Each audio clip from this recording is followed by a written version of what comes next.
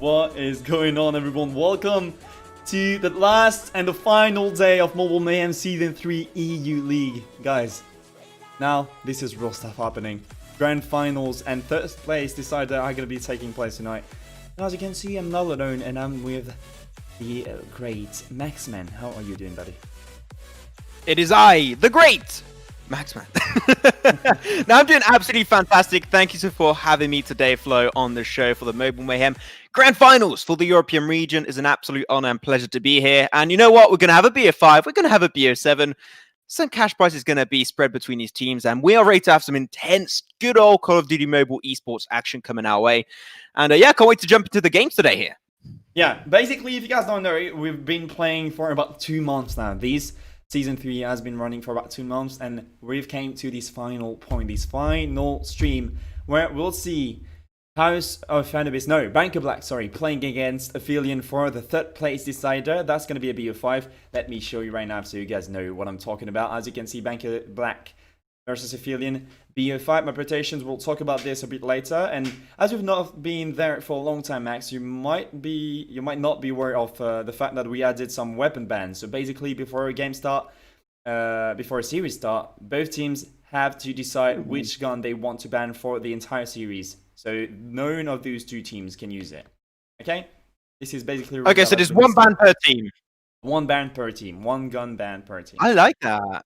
Yeah. That's good. That allows you to like just ban out the like OP like the OP gun of the meta, which I'm sure there's one or two. So it's still really good to be able to just ban it away. So that's fantastic. So that's great. Okay, so we're gonna have 2 weapon bans into that one, and can't wait to see what they're gonna try and ban away. I'll let you talk about that mostly, Flo, because you know me on weapons. It's too many in this game. I get mixed up a lot. You know, PUBG Mobile is straightforward. You've got like 5 good weapons. That's all we got. So it's pretty more straightforward. Yeah, the thing I can tell already is that we're gonna see mainly the HVK getting banned by both teams. I think that's gonna be the most strategic decision if they do that, because it's basically broken now. We're waiting for that nerf for now ages. We've been waiting for weeks for these guns to get nerfed by the game. So I hope the next season will bring that nerf into the Cold Mobile game. But for now, yeah, first map and first game is gonna be first series. Sorry, we'll see the HVK being banned, and I'm pretty sure that for the second gun, I'm hesitating between Chopper or QQ9, because those are basically the gun being banned every time. I'm still like very new to like this, and I remember the QQ9 being really OP. So if I know the QQ9 was a really OP weapon, it must really mean it was an OP weapon going into this one. So I'm checking out the lobby. We got all the players in. We're ready, set to go into this one. Just going to take a few short minutes. But guys, I'm going to say real quick, if you guys have not already followed this beautiful man known as Flowskill on Trovo already, what the hell are you doing?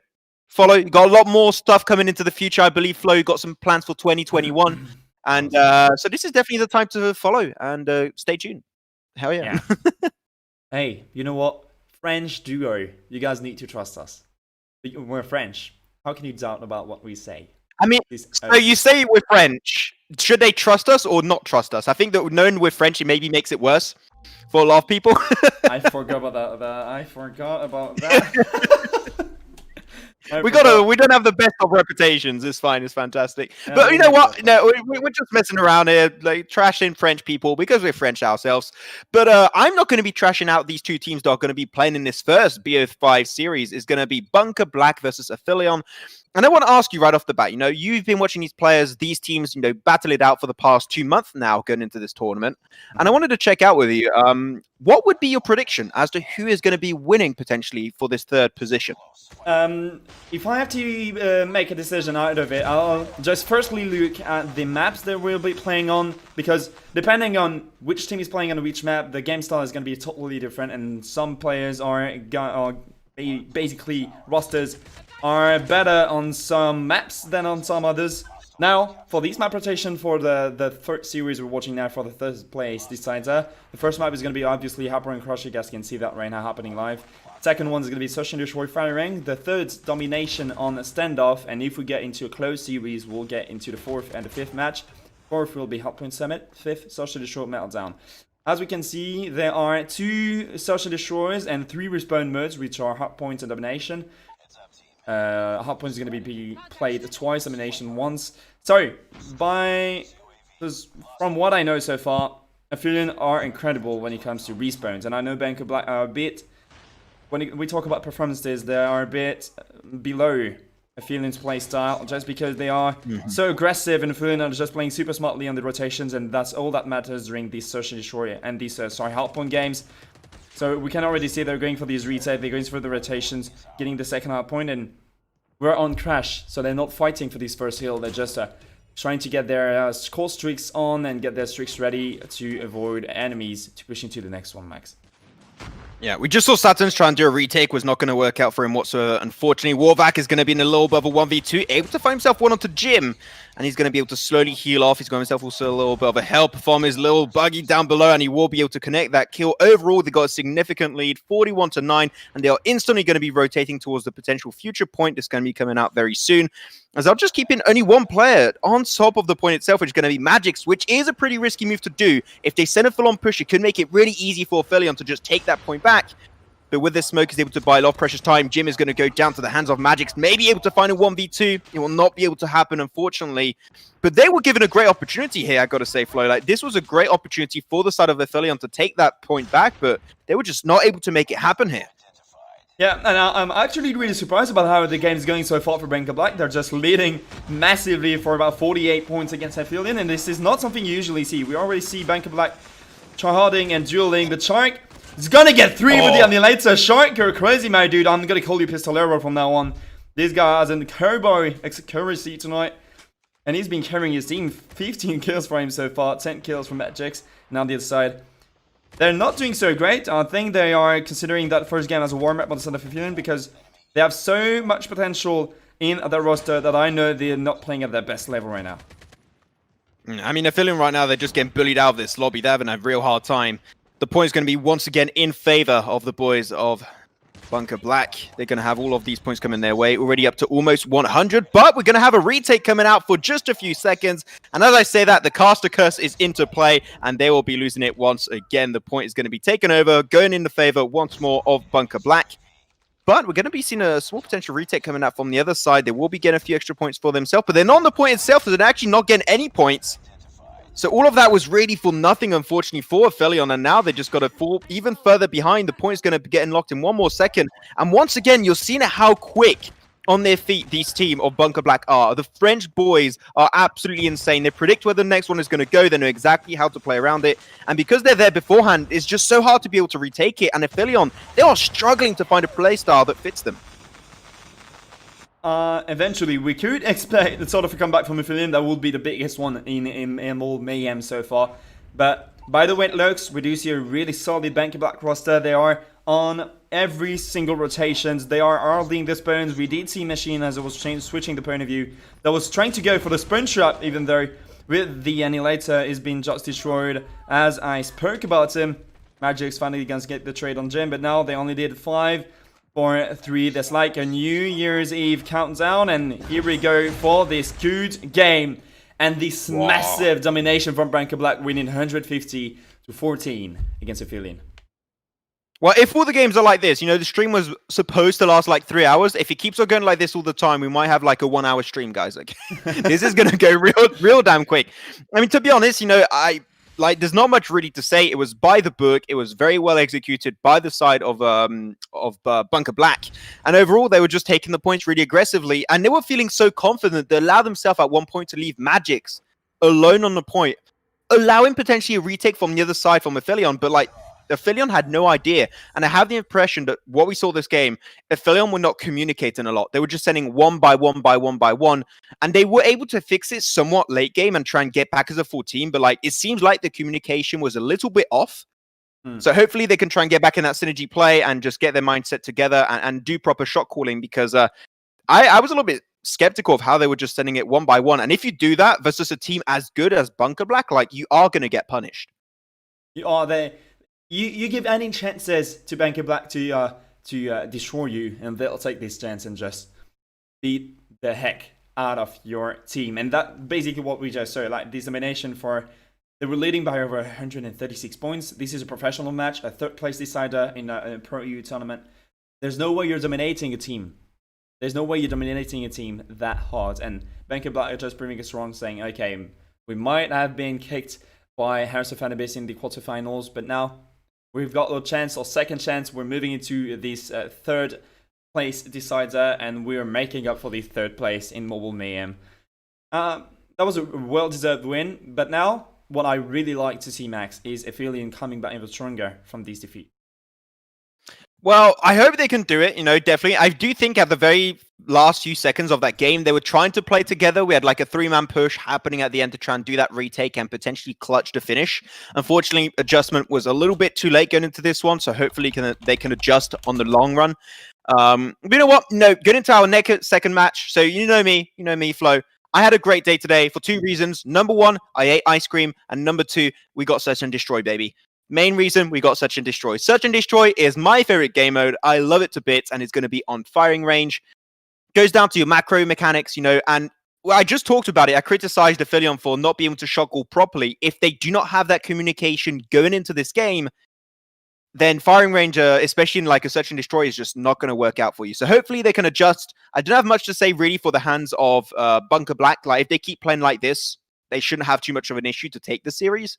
But once again, it's all going to depend on Aphelion and see if they can try and improve over time. And if they can do so, they can try and clutch the series back in their favor. That's totally possible, and knowing how good Aphelion are when they're playing the pressure. Getting into game 2 in Search and Destroy firing, it might be the best opportunity for them get this round back to go back to a perfect tie 1-1 for both teams. That would be the best scenario right now, just so we can get a cool and close game and some content, because you guys know we love content over here. We just want players to try hard, players to win one, lose one, win one, lose one until the end, so we can get into full BO5, because I'd like to remind you guys, this is a BO5 now. So first team that get 3 maps for them is going to take the win easily for the 3rd place. And now we're stepping in to the Search and Destroy on firing range, and we will see Aphelion starting at Z side, which is according to me the strongest side of that map. Yeah, I agree on to this one. Shouldn't be too much of an issue. I also saw a few players with some cape skins, making me really jealous. I might have to put a little bit of money back into the game. But that's it. We're going to be focusing on the game right now and see exactly what is going to be happening going into this one for this Search and Destroy game. So the bomb is going to be in the hands of Saturns. He's just going to be standing so far in a rotation pivotal position. So depending on if they create an opportunity and an opening point on both A or B bomb site, you can easily rotate and plant the bomb instantly. Seems like they're going to put their focus on the A bomb site. Saturns is going to join up with his teammates as they're going to go for the aggressive push. He's already onto the bomb site itself. He's going to go for the plant. That's going to be the bomb already taken down rather quickly. But the molly comes up and Saturn is still in the middle of planting, and he will go down because of that. But the bomb will indeed get planted up, and now he's going to be forcing out the fuse. 4-man team still standing strong for Bunker Blacks, and they're ready to retake this position. But Machines and Magics both go down. Sharks pushing this one aggressively through containers. He's on the bomb side itself. They're going to go for the defuse. Only one player remaining. It is iBot. He's able to take him down. One player is going to be Squares. Can he spot the other player? Yes, he can. The spray connects, but no. The bomb gets barely defused, and that's going to be round 1 in favor of Bunker Black. That was a close try. Actually, really close try from Aphelion. Oh my god, sorry. I'm choking. That was a close try from Aphelion. They were trying to defend that bomb site for long, because they planted the bomb just for the A long cover by the toilets. And iBot took a bit more time. It took too much time, let's say. He took too much time to heal himself up. The flank bomb behind. Have you seen what's happening? Oh my god, they just predicted the strategy coming out from this team. And Aphelion now, they're just getting absolutely battered. They're going to be surrounded by foes. Ready to do the retake. They lost one of their players really early. There was Marvel, very unfortunately. Great frag on their side, but they make it even trade. That's Shark and Machines both go down. iBot, though, he's deep. He's in the fight. He's ready to go at it in a 1v1 inside container. But the bomb is still in the hands of Jim, and he is not ready to go for the plant just yet. It seemed like they are just a little bit stressed out of how that weird push came out from Bunker Black. And they tried to be unpredictable going into this one, Flo, and it worked out perfectly at the start. Almost so Magic's getting 1v2, that would have been crazy, but bot is going to be half HP. Magic's healing himself up now, has his full HP back. It's still a 3v2 advantage for the side of Bunker Black. Will they get a 3rd round in a row? Squares taking that bot with a good snipe, leaving Jim the sniper beast alone in this 1v3. Will he manage to get those 3 frags? He still has the bomb in hand, so he's carrying the bomb now. That's a good thing for him, because you know he won't have to pick it up and gave away any information about his position. And now Magix is pushing on the right side. Jim with a nasty shot will take him as easy as that. But Squares went for the head glitch, so it was a smart move, taking it to a 2-0 for Bunker Black now. I'm surprised Jim actually wanted to push A again, knowing that the team were going to be there. He just got a kill. The information was given over. They knew where he would come out from. At that point in time, the moment he got that kill, I think he should have rotated through mid towards B bomb site and try and do a fake plant over there, or even just go for a full plant, which he did not do. So they did struggle a little bit because of that, unfortunately. But now, so far, it's going to be a 2-0 lead in favor of Bunker Black. And if you guys are not familiar with this, it is the first team to 6 rounds won that will be taking this series. And we're getting himself an extra point. So they're off to a really, really good start. It seems like so far 2 players of Bunker Black will indeed be going down. Shark, Warvac, and also Machines will be remaining, as Shark is going to go for a damn aggressive push into the backline as they initiate 1 kill onto Saturns. Saturns, you've been sitting in that position for too long. That was obvious. So we're going to be picked once, or at least sometime. But now, as it's in a 3v3, we did see Jim picking 2 frags out right off the spawn. Getting these 2 snipes across the map, that was a smart move. He spotted the guy sitting on top of 10. He's going to get pushed by a Sandbags, rotating back, and here we go now for the replacement coming on the side of Bunker Black. They're trying to get this position. They need to get these infos that I don't even know. Yeah, Warvac is going to sit on the boost in trailer. They now have the information about the fact they're pushing towards the A-bomb. Shark will get 1 thanks to that spray. Almost gets the 2nd, but Sav is going to escape with a bit of HP left. Warvac goes for the backup, and Jim left again in a clutch situation, a 1v2. Will he manage to get those frags? He knows where the first player is. He's going to unscop on the burst timing. Gets Warback making the headshot. He knows where the last player is by America. Thinking of the bomb. Gave away the position now. He's tagging this bomb plant. And will Machine even push? And yes, he's going to push on the correct timing. Oh my god. Jim connects that bullet straight in the forehead. And finally giving ground to Aphelion in this Search and Destroy. I'm actually surprised that the last remaining player there of Bunker Black was not actually holding an angle to make, like, with visibility on the bomb, so make sure he would not pick it up. And he actually just got bullied because of that. So that was still really, really well played from Jim. So big ups to him, the sniper god in this lobby so far. It is still 2-1. It's going to be a little bit closer. And it seems like the communication is slowly coming together for the side of Aphelion, which is exactly what I was expecting after that first round. Be careful. RPG comes out and Ibot connects into trailer. Warvac says, sleepy night-night. They have now the man advantage. It's a 5v4, but they're not getting overzealous, not getting too confident just yet, as they will be taking their damn time before pushing and committing to any kind of play. Be careful, Shark's going to go for the push into the back end, might be able to find a nice angle eventually, but he's not ready to peak just yet. And I'm surprised to see such a slow approach coming out from the side of Bunker Black, well, from the side of Aphelion, sorry, I mean. They are taking this one definitely slow, but seem like they're slowly going to be making their way towards a bomb site. They are going for a 3v2 push. They initiate. Magic's find himself one. The second for Skrez, and they are struggling now. Saturns and Marvel both down. Down to Ibot, Jim, and Sav. And the bomb is not in their position as Jim goes and pick it back up, but Shark ready to go for backside flank. The retake might be happening. Magix is going to get a second kill in that round now, bringing that back to a 2v2 Skrez. This sniper is gonna get double dueled towards America, now leaving Magix alone in a 1v2. Magix is going for the full rotation towards B side. He knows both players are sticking together towards American and Barrels now, but out there committing into A. He just picked up the Arctic. I think that was Mavor's Arctic that he just picked up. He's pushing towards trailer, connecting the few bullets on Magix now in a 1v1. Jim is holding the line, outscoping with a snipe. Jim! And Magix played that to break the timing. That was a super smart play. And as he's pushing towards now, he sees Jim, spots him. Jim is dodging this bullet. And how is Magix running away? Now they are escaping each other. They're not checking the correct angles. And Magix finally takes Jim down with a good 1v2. We'll be able to get that defused pretty easily.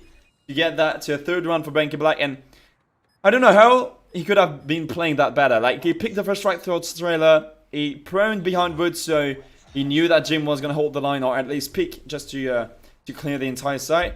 And then as soon as he rotated, Magic standed up and started pushing him, getting those sprays in the back, playing for time, going for a sweet and close and clean reload in bottom 10, and then and coming back to fight. That was a smart move from Magix there, and a good third round for Bunker Black.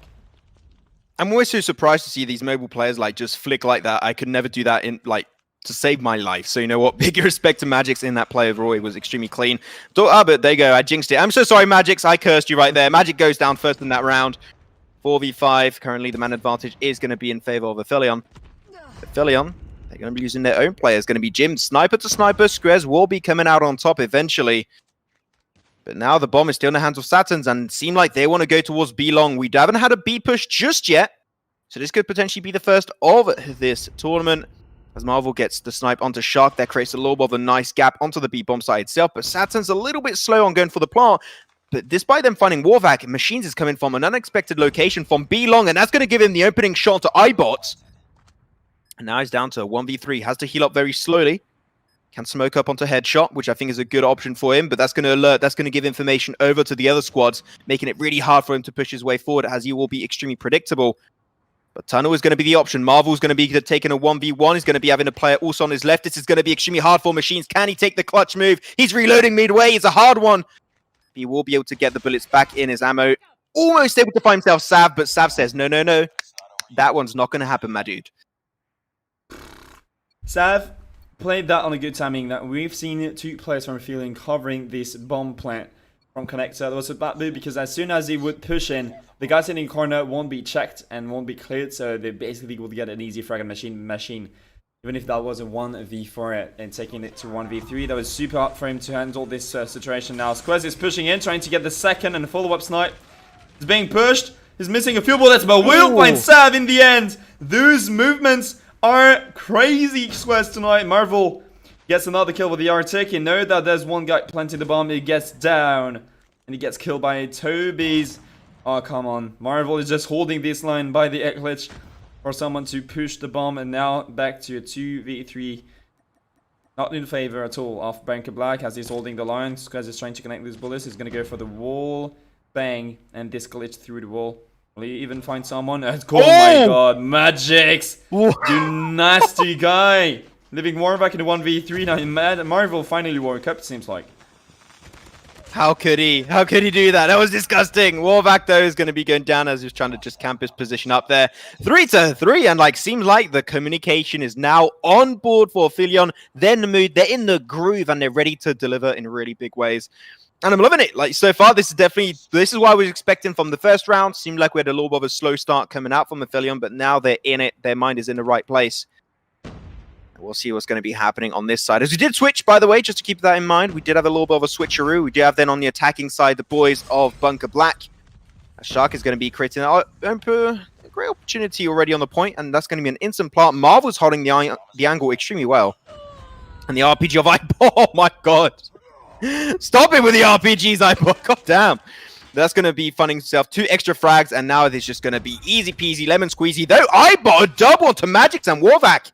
Through the windows of trailer, that was huge. But will it be enough to try and take the round back in their favor? I don't know, as Marvel's going to try and go for the defuse, but Squez spots it out, throw a headshot on the snipe, and that's going to be it. 4-3, and that's going to be, once again, going the way of Bunker Black.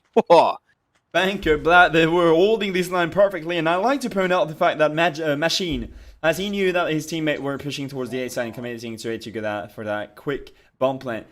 He didn't go for this A push and this A entry frags at all. He just rotated towards mid, went on top of the tower, just so if someone pushes and rotates from B in the Aphelion team, he might be catching them off guard. And that was a really smart move coming from Machine sitting on top of this tower. Marvac will get the trade and will take Satins down. Now in a 4v4, reducing Magic's being a bit low on HP. He's healing himself up. There's one guy sitting by the barrel wall, and I can tell this is Toby waiting for him right there.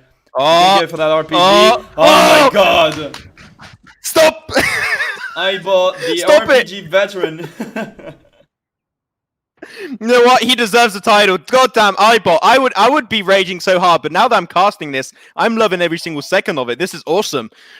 But now, of course, down to 2 players. It's going to be Magix and Squez. They're trying their best to defend it. Magix does make that one a trade-off as Squez now left alone with the sniper, finding himself 1 kill into trailer. He takes a pretty heavy shot onto the side. Now it's turned into a 1v2. And the bomb has yet to get picked up. But the thing is, this is really well played by the side of Aphelion, by the way, because they know exactly where the bomb is, and they're not pushing. They're not going far away. They're defending this position because they know that Squaz has no option in the matter. If he wants to win this round, he has to make it, pick up the bomb, or get 2 kills. So this is really nice to see from iBot and Sav that they're just like, you know what? We are playing for the win. We're not going to mess it up, and we're taking this one seriously. The Square is going to be pushing into trailer, looking for the information. Can you find the opening kill? Got the hit marker, but Sav sets a big fat no, and that's going to be 4-4, and Aphelion not letting that one go. No, 4-4. This map is super close, and I'm trying to think about how could Banker Black be more efficient when it comes to these pushes and stuff, because they're on the T side, so they should do one. They should be the one deciding for these rounds ending. And now it seems like it's all down to Aphelion. Like, Aphelion are just deciding what they should do. And I don't know if you get the point, but Banker Black are just not committing fast enough or being efficient enough on these bomb plants. Yeah, basically, I can't understand. Like, they're messing up such easy pushes while they have control about everything. And when they do this, it's not working well. So I'm trying to find a way for them to get some successful plays and retakes. But now Machine in the trade from Toby coming in, only leaving Warvac, Shark and Squez in a 1v2 now for Shark. Now 1v1 is going to be iBot versus Shark. I saw him with the RPG. I saw him pick it up, and I don't like it. I don't like it when iBot's got the RPG in his hand, so we'll see exactly what's going to be happening. The bomb, though, hasn't got picked up. It's right in the center, and iBot, he is waiting for the information. Great usage of utility there from Shark, able to deny that peek away from iBot through the window. But though, iBot is going to be pushing from down below, going for the information. He got the info. He knows exactly where the last remaining player is for Bunker Black. He's going to go for a little bit of a fakey-dakey there. Not ready to firmly commit just yet. A Shark with a bomb into trailer, trying to look for the information. Going to go for the wild spray, not connecting early on. Oh. And that push from iBot is so good. That man, he can do some RPG stuff. It's great, but he can also go for aggressive pushage, and that is what I'm loving it. iBot, what a player. What a man. The beast, 17 kills. Hear me right, okay? 17 kills in a search and destroy in 9 rounds. Basically 2 rounds per kill. 2 kills per round. That is crazy, and there's some crazy stuff coming up and coming from my bot right now during this third place. This side for the Bumble Mayhem EU League Season 3. I'm frustrated now because seeing that Bank of Black were just leading, I think that was a 3-0 or something like this. No, 2-0, then 2-1, 3-1, 3-2, and now they're not even winning some rounds. They won 1 only on the C side, which is supposed to be the hardest and the strongest side to be in. It's not working at all. Machine will get the trade on Marvel, shooting the Arctic spammer down. But in the 4v3, now they finally have a man advantage, and committing into A might be the best decision for them to take. I don't know what's happening currently with this push from Bunker Black. Seem like they're troubling themselves. They're just asking themselves so many questions, and they're just not making any decisions. And we know in games like this, indecision is your biggest foe. He's got 3 players still up on the other side, so they're going to try and recap it, especially now that the bomb got planted. They got the information and know what they have to do, but look at this line of sight. Look at the amount of control going the way of Bunker Black. They got every single nook and cranny controlled in its position. If an ant tries to make it through, it will die on the go. Of course, iBot's going to be the one initiating system trophy on board to make sure no utility comes his way. And he's going to be able to make it forward. Skrez, though, really stepping it up as the sniper of his team and getting so many opening frags. But that one got traded off almost instantaneously. Great spray coming out from iBot. He's going to be able to find it, though he goes down instantly afterwards. And that will be going to a 5-5. We are going the long way, baby, on this game. And who is it going to be? I have no idea. But Flo, this is an intense match. This is an intense one. You're dead right, 100%. As we're going to 11th round, we saw the sign being switched now, so Bank of Black is back into the CT1, and Aphelion are on the attacking side. But while they are on the attacking side, watch and take a look at how passively they play now. They're not being greedy at all. They're not going for picks anywhere. They're just holding the lines, waiting to see if the enemy team just pushes from somewhere. As soon as they do that, there's going to be an easy one. But who's pushing towards there? Oh, Marvel is going for the good push on Shark. We'll take him. What a good play. That was a smart move coming from Marvel right here. Taking Shark down from Connector in the 5v4. They know that A has been open and one guy died. So they might be expecting the enemy's rotation now. So I think Aphelion are just baiting these B to rotate towards A. Now, this is a lot of pressure, and you can see just by how these teams are playing, they are sure to not make any huge and major mistakes. They want to make sure that their play is the right one and the only play to do. Seem like A is going to be their point of interest, though. There's going to be the angles held down by 2 of the players, and you know that iBot, he's got the RPG. If he gets some information, Marvel's going to be pushing right behind, and he's going to be trying to get that info also, making sure they got a lot of control on their bomb. The bomb got planted up. 40 seconds to go. Marvel finds up Machine. That's a great initiation, but Magic's going to be able to find that trade-off onto Marvel himself. Now it's down to a 3v4, currently in favor of Bunker Black, and that's going to be now down to a 2v4. It's going to be Magic's. It's going to be Skrez. Magic's in the back, got the information for a split second, and one of the players, it was on iBot. Can he get the kill, though? He's going for the jump shot. iBot is able to play it so damn well, and he's going to be, oh my god, he's able to survive it. Can he get the kill also? But Magic switches over to the handgun, but he's in a solo situation. If he loses this, they will be going to another round. Find himself another kill, potentially a 2v4 clutch. Great spray, but he has to reload. Unfortunately, he's extremely low. He's going to get pushed from the back, and he will get backstabbed by Jim on the sniper. And now he's going to be going the way of none other than Aphelion, making it 1-1 in his BO5 series. You know what? We're going to get into a full BO5. I can smell it. I can smell it, Max. We're basically going to go into this full BO5, as now we'll rotate and move straight into a Domination game. Domination, not the mode. Domination, this is had a stroke. Imagine. Okay, sorry. Domination on Standoff is going to be a funny one to watch us because the Chopper is banned and HVK is banned as well. We won't see anyone sitting and camping on top of each houses just to hold these B flag because this is going to be the most challenged position in the entire map. So I'm pretty sure now we're gonna see a lot of home flags being double capped like A and C, and they won't go that much for B, but we might be surprised by the game style that's gonna come up from both teams, because now there's some pressure on them. They have one round each, and they need 2 more to get this 3rd place. I mean, yeah, but like Standoff is one of my favorite maps going into this one already. It is actually my favorite map. So you know what? Also, it's going to be Domination. So I'm going to be a big fan of that one, of course, going into this. But also, you know what? We've been talking about the games. We've been talking about a bunch of different stuff. But I would like to talk to you guys in the chat also, and love to know who you are supporting. Who do you think is going to be winning this BO5 series for 3rd position? Is it going to be Bunker Black? Is it going to be Aphelion? I'd love to get you guys a little bit more active in the chat, and just a little bit back and forth between you guys and us. So we can have a little more fun over here between the games. We're going into this one, you know what? Standoff, Domination. I want to ask a prediction here, of course, Flo, as to which team do you think will be taking this one, and if there's a reasoning, or like if there's a thought process behind it or not. If we take a step back, remember in these Hardpoint how hard Aphelion got destroyed. But now, looking at this such a show, we might notice that Aphelion roster actually woke up, and they started doing some new stuff that worked during the game, because they reached 6th round first. So they went into round 11. They managed to do sort of a small comeback and take this one, Bunker Black, after being annihilated. The hardest thing now is to decide who is going to be better at respawn and whose mental strength is the best. Both of these. Yeah. If I had to pick a choice, to put a coin on someone, looking at the way they just played during that game and how great Toby did in these guys, I'm gonna go for Aphelion in this game. Okay. Wait, did I call iBot Toby then? What did I do then? Because it's called iBot. He's called, yeah, his real name, his name is Toby. He used to be called Toby, but he changed his name a while ago to iBot. But yeah, he's getting called Toby. So what do I call him then? iBot or Toby? I don't know. Me confusion. Me is like, I am confusion. Don't call him. Don't talk about him anymore. we shall ignore him unless he does RPG. We shall avoid saying his name.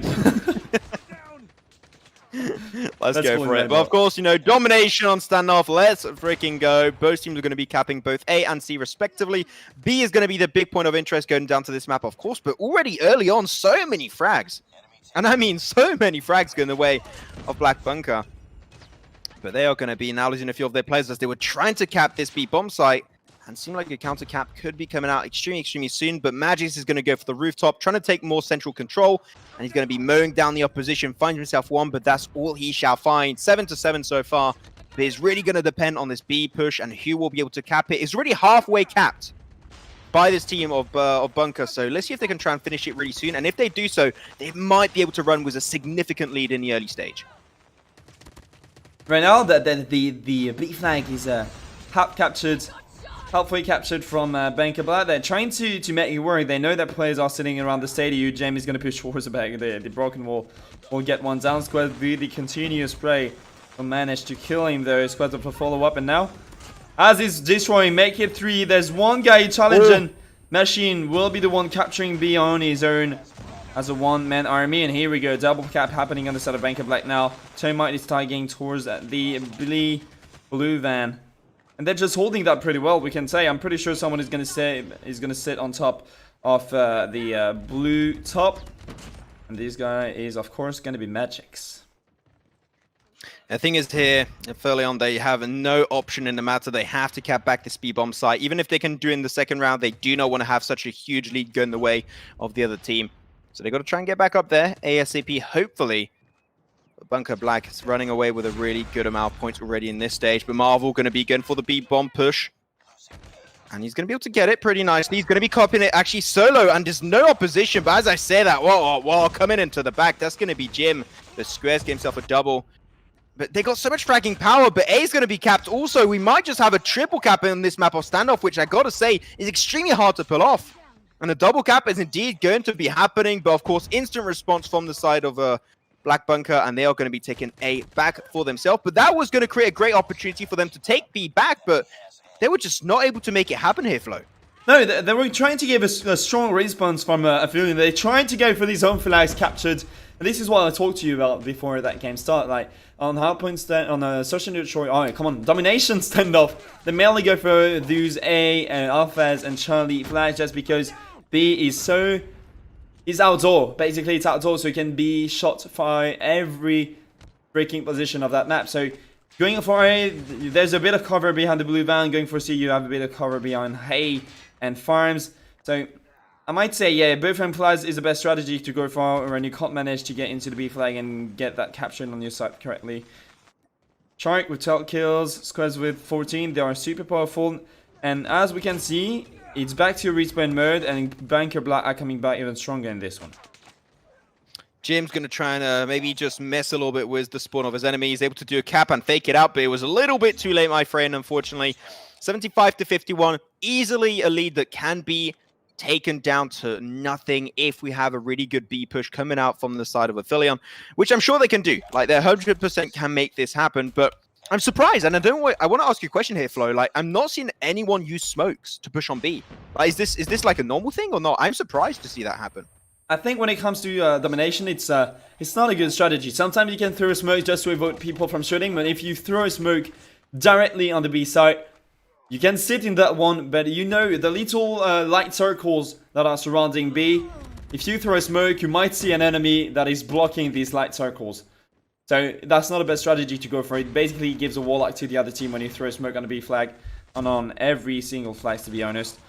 So, except if they throw, imagine, like, we do see Banker Blacks pointing towards C. If they go for a bit push, they throw smoke kebab, they throw smoke top blue, and one other by mid boxes, that would be super smart from them. But the easiest way to go for this B cap is to get someone as Magix, pushing into the spawns.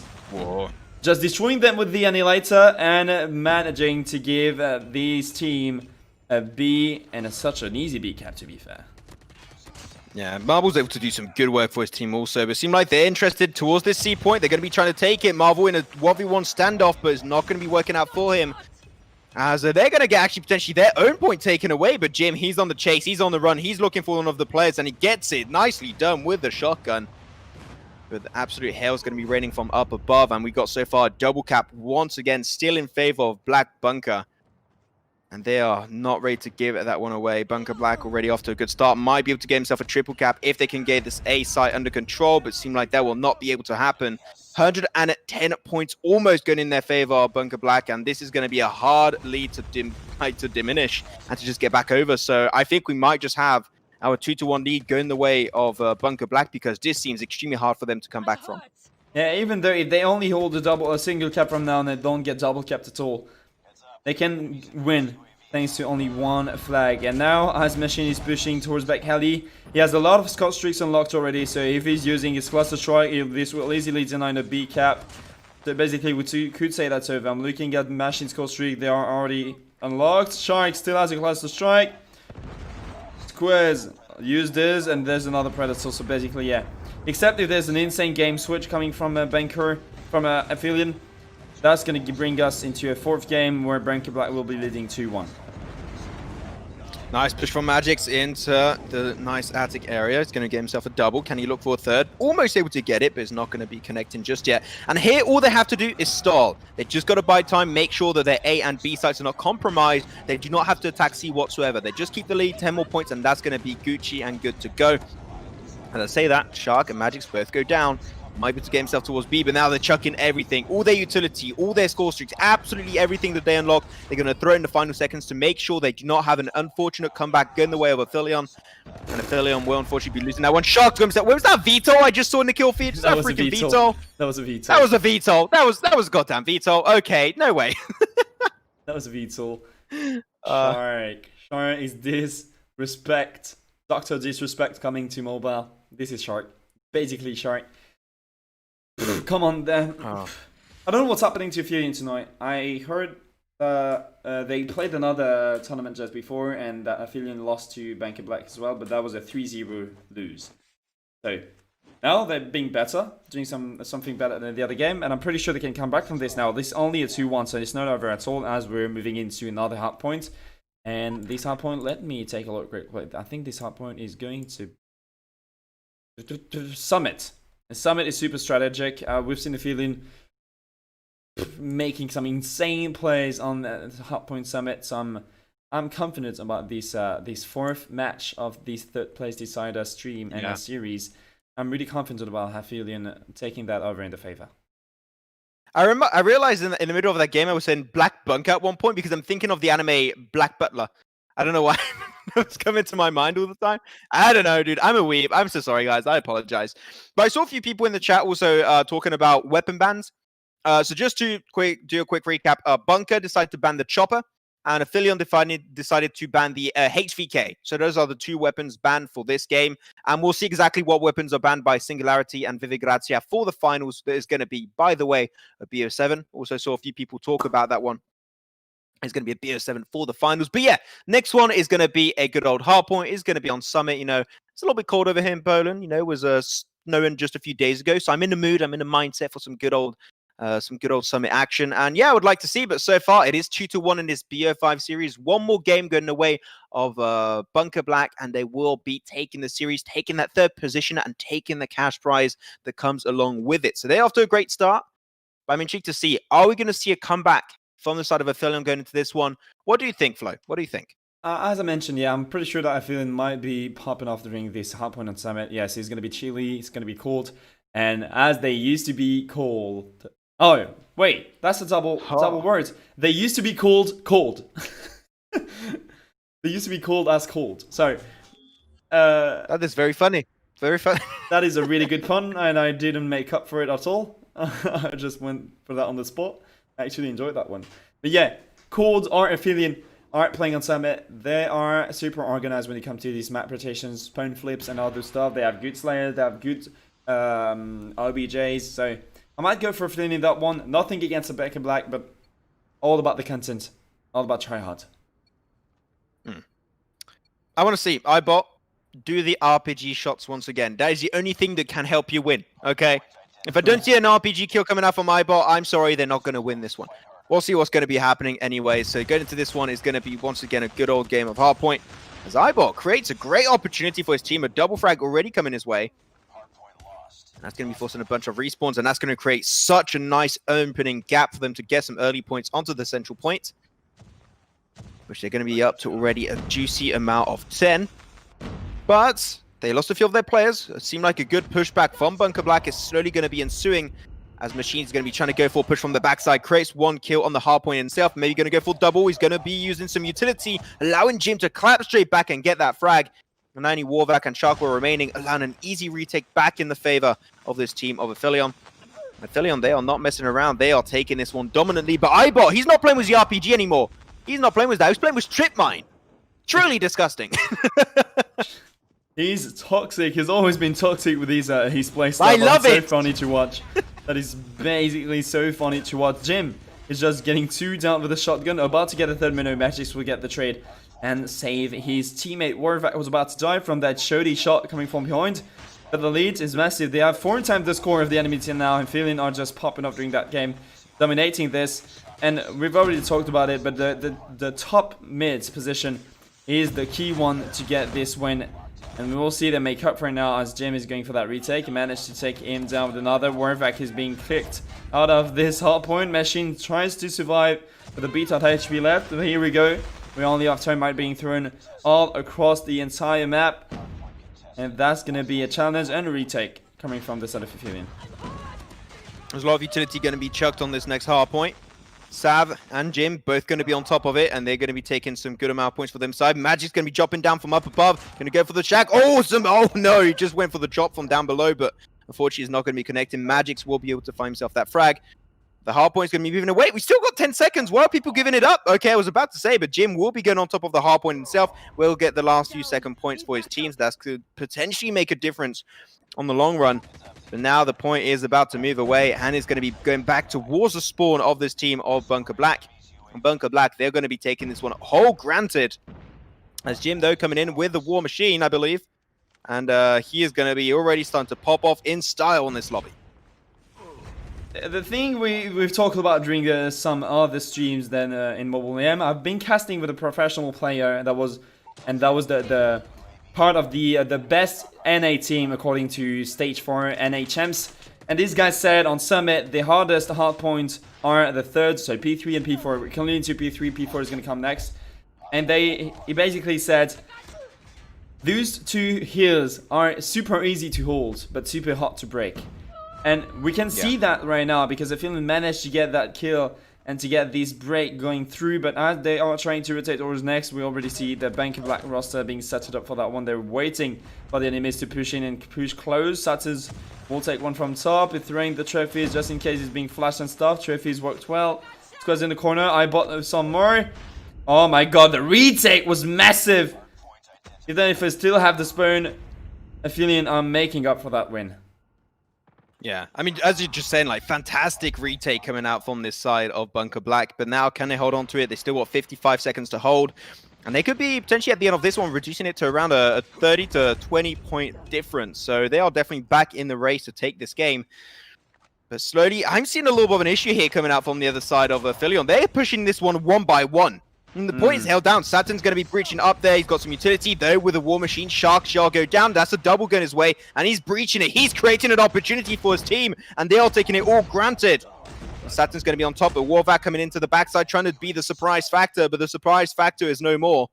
And that, despite the fact that they were pushing one by one, which I think was a big mistake coming out from Aphelion, just how the War Machine play worked out for them, like, that allowed them to retake it back in their favor, and now they're up to 110, 40 points remaining, and they will be taking this one, making it 2-2 in this BF5 series, and seem like we might potentially go to a Game 5.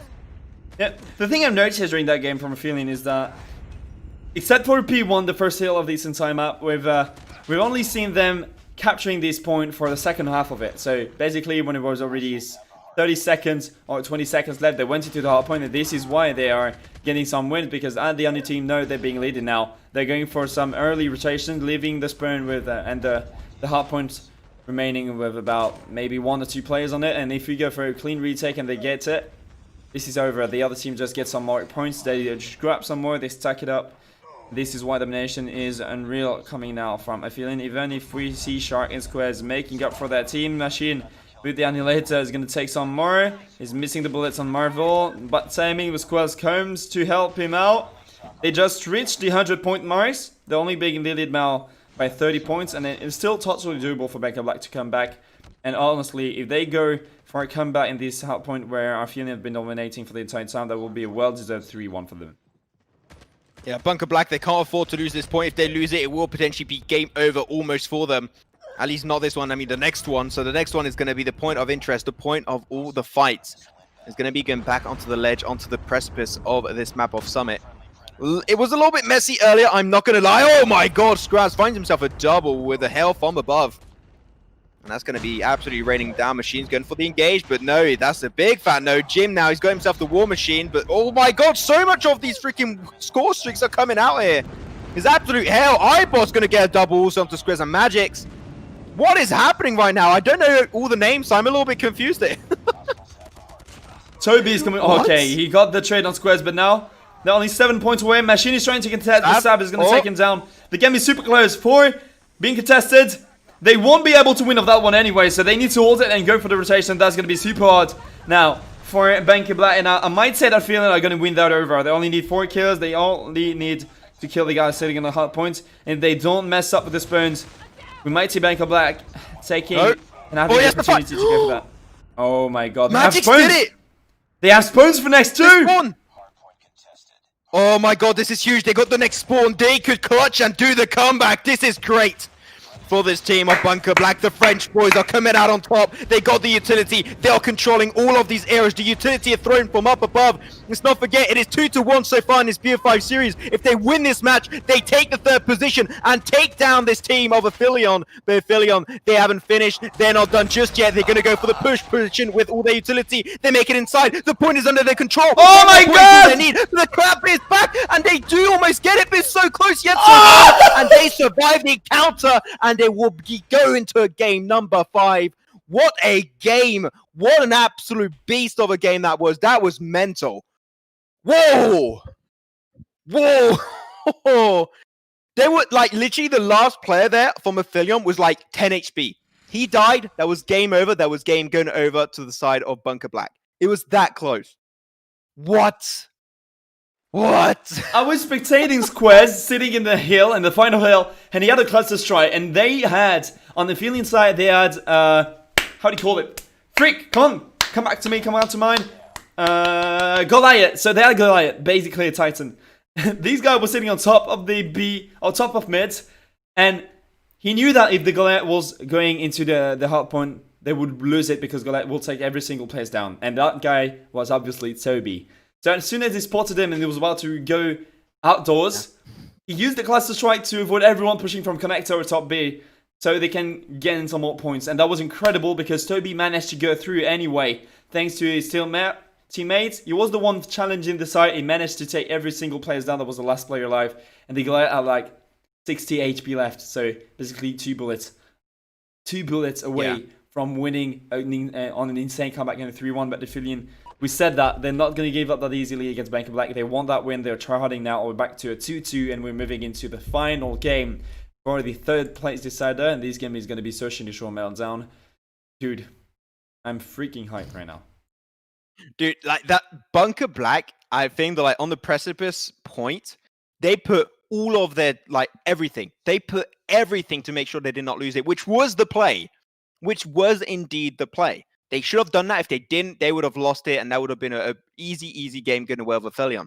But they chucked everything. They got that point, and then they were like, well, we don't have any more score streaks. Like, we have literally nothing in our arsenal to take the next fight.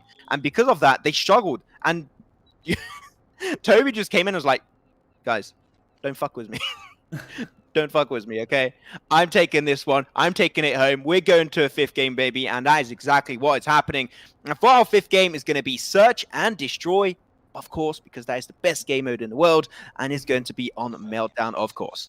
So usual Meltdown, Bunker Black will be on the defensive side, while we will see Aphelion going for some offensive stuff. Well, they usually what they do is going for B, and this is what's happening right now. But they will have 2 players facing them and waiting for that push. Machine is just falling back in their spawn, rotating. They're throwing the termite on the B bomb, trying to avoid them from pushing towards top mid. They're going for a 5-man retake. The bomb is not even going down so far. He's going to connect a few bullets. Magix is going to be low. Warmvac is going to be low as well. Marvel got tagged for a bit, but that won't be enough for them anyway. Oh, Jim gets the trade on Squares. Marvel with 6 HP will drop the bomb, making now a 5v3 in favor of Aphelion. So we'll get another one on Warvac, leaving Machine and Magix alone in this 2v5. Yeah, Machines and Magics are going to be trying to create an opening point. Once again, Machines get himself one. Almost able to go for the clutch second. Was a nice little flick shot, but it's not going to happen. So all down to Magix. Can he take the clutch? Takes one. Nice. You got to reload. You got to also get that health back, my friend. Get himself a double. Might be good for a 1v3 clutch from Magix here. The French boy will potentially making it happen. And he saw him. He knows exactly where the final player is. Oh my god! And he gets it! Magix 1v3 has 10 seconds on the clock. That is going to be a defuse. 1-0 going over to the boys of Bunker Black. Whoa! Man, this is going so intense. I'm loving this. This is great. Fantastic. Magix coming in hot with the 1v3, and he did 4 frags in the same round. So basically, remember, they were in a 2v5. So he came from a 2v5 and he did a 1v3 in the end. That was crazy. He got the opening frag of that retake. Machine got the follow-up and then he died. And I don't know why Toby just ran out in the open like that. That was a bad move from him because he gave the win to Magix right there with a super smart move. I really enjoyed that one. Wait, you might want to ban someone called 433 Football in the chat. Just saying. I'm just saying it right now. Okay, awesome. There you go. We'll kick the dude. How dare you advertise? Get out of here. Get out of here. Otherwise, you're going to keep advertising in the chat. We're going to get Toby. He's going to come in and he's going to RPG your face, okay? So get out. That's right. With that said, back into the game. Back about something serious. 1 minute, 15 seconds. Still going to be the attacking side in the hands of Aphelion. The bomb in the hands of Saturns, mainly gathering and looking for information early on. An early peek would make things a lot easier for them. It is 1-0. Things are getting a little bit more dicey going into it. Ibot, aka Toby, aka the RPG veteran, ready to potentially initiate onto A, but he's just looking for information also, ready to pivot wherever he's needed. But Marvel will go down to the hands of Warvac early on. And now this is going to be given a little bit of an edge over to the French boys of Bunker Black. They're not going to make use of it just yet. And Toby sitting on top mid might be a great move. Maybe we do see Warvac having 200 IQ Spirit. He will be picking up that side. Jim is going to go for the pre-fire. Shark is pushing on a correct timing now as Jamie was trying to hold these lines. He's been baked. He's just falling into some cover. But Toby pushes from behind. Will manage to get Warvac with a beat of HP left. There's one guy sitting by bottom. Magix will get the backstab. Magix managed to take one. Oh, he gets the follow-up too! Magix is insane! He got 2 kills. The bomb went down on A now in a 2v1. And Squares and Magix are still alive to take down Saturns. But Saturns, oh, 200 IQ play coming. I can smell it. He's coming from behind for the direct backstab. Now this is gonna camp. He's just playing for time. They've spotted him, so they know where they will push from. They were trying to shoot on the bomb. The smoke was perfect, and these bomb defuse will go in the favor of Bunker Black to give themselves a second round in a row in this session to win its final game of the third place. Off to a banger of a start. Not going to lie, things are getting a little bit more dicey as time goes by. I'm intrigued to see, like, legit, like at the start, I remember the very first match over here, it was on Crash, it was Hardpoint. I was like, this has to be a win for the side of Bunker Black because they were looking just so much better. They had some really good communications, but like, really, I'm seeing the Aphelion improved over time, like over the course of just a few games, which is insane to do. It's so hard. I do really have to press that point down. And they've been doing absolutely fantastic stuff going into this one, but now the plant is going to happen for Marvel, going to be putting it onto this A site. And now the information was given over. iBot's going to find Machine.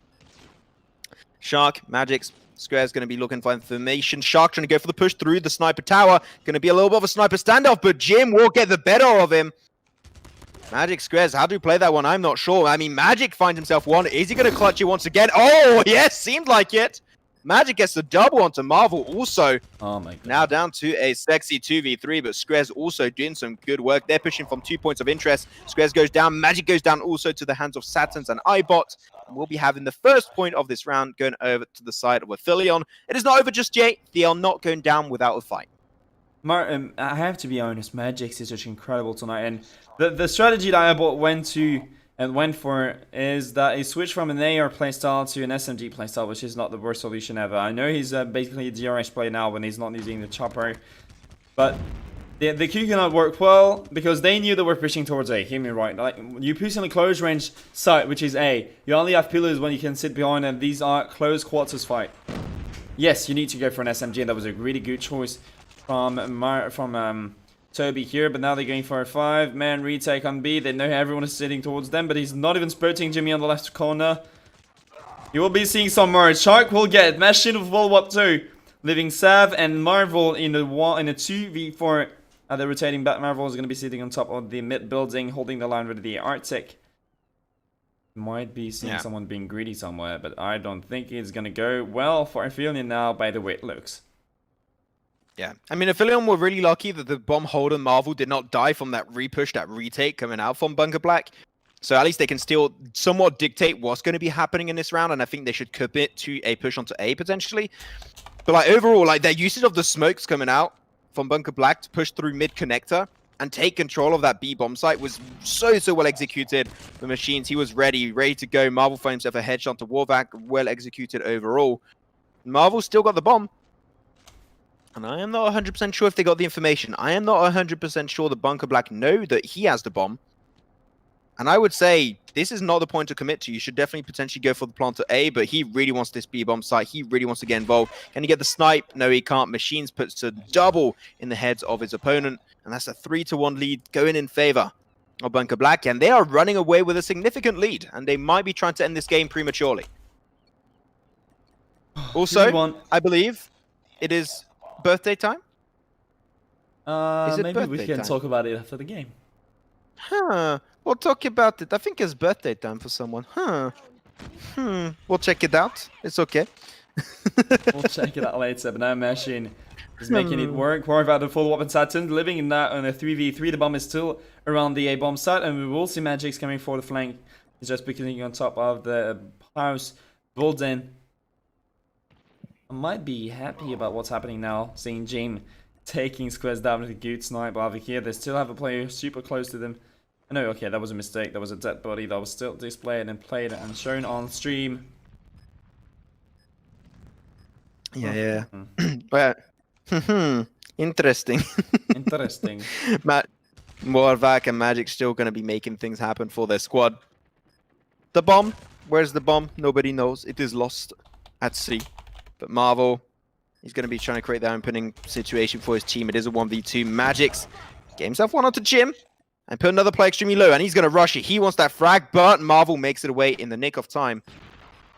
So he will be okay for the time being. He drops down through the smoke, though. He's right behind him, and he goes for the handgun shot. Magic's ultimate disrespect. And that's going to be a 4-1 lead for Bunker Black. Ooh, looking good. 4-1 for Branko now, 2 rounds away from taking that win. And we know Branko are solid now, but things are changing. They're not in CT anymore, they're not covering these sites, they're going to push them. And this is not the same way to play the game at all, so will they be more powerful? We see that they are super aggressive no matter which side they're on. We've seen Magic's pushing towards B every time and clearing it. Let's just try to hold in, and that worked well every time. Square. Oh, Saturn's gonna win by the Eclipse. Marvel. My super low, Savage super low. 2 shot is gonna go for the follow up now, and we do see Branko Black. He is super strong in this mobile Mayhem league. In the 3rd final, Marvel will get somewhere sitting by the glaze. Marvel will get 1, get 2, gets the trade, but Machine and Jim is gonna be left in 1v2. He has the information about where the other players are. They still have the bomb. They basically still have the bomb. And that's a fact. That's a fact. fact. The bomb. I'm the fact man. I'm the fact man. Okay, but Shark still with that with the bomb in his possession. Waiting, Jim trying to predict a little bit. He's looking for the angle on to B. Though he's getting a little bit too close to his enemies. Does find himself a hit mark in the leg, but the kill does not ensue. And he will be going down 5-1. One more round, and they will be crowning our 3rd position team for this season of Mobile Mayhem EU.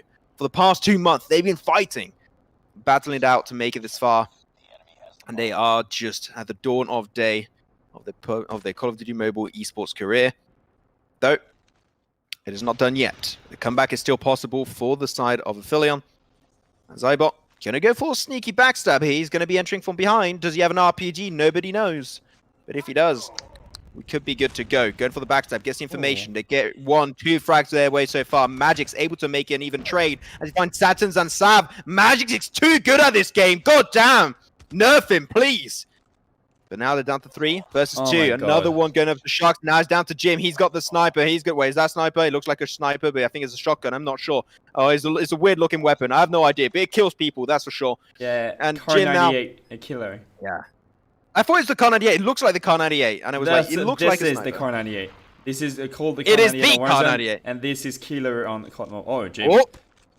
What is he trying there? Car 98 with the iron sight. He gets another hit marker. That's a back-to-back hit marker, and he almost he gets it with a back-to-back hit marker. What? Jim, no way. That was 4 bullets for 2 kills, and he still gets it now versus Magic's. And what happened to Magic's? Wait, Magic's. Hello. What? Wait, he hears it. Wait, what? No, Magic's is back. He's back. He reconnected. What? Wait, what? No, Warback left. Warback left. It's a 4v5.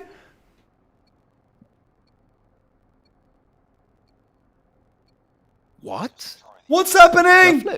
How would you even leave before the game is Warback? I swear to God, Warback over. Warback, I swear to God, if they lose because of you, you're gonna get trash talked by your own teammates for so long.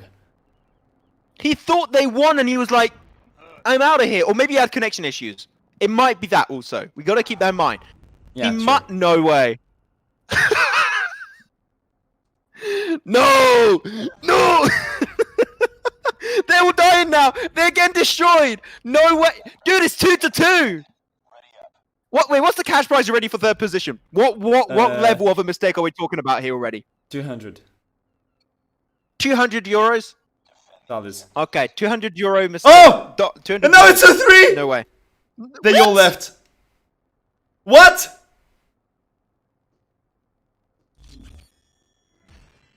Wait, what? You know what?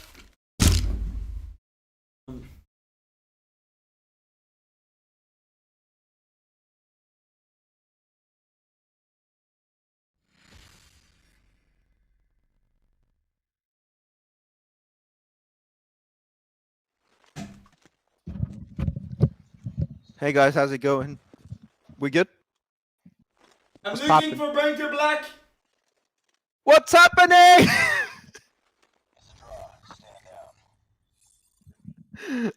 um. Okay, so I am confusion right now. Did we just witness the biggest throw in COD Mobile esports history right now? I think we just witnessed that. I think this is what just happened.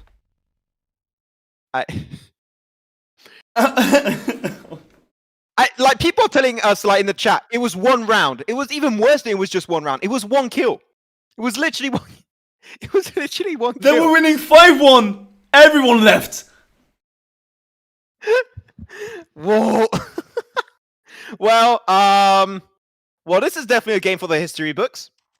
That's a game. I'll need I don't know what to explanations. say. I don't know. I'll need explanations. People are saying in the chat they had a tournament. You don't leave another tournament midway. No. Oh my god. No.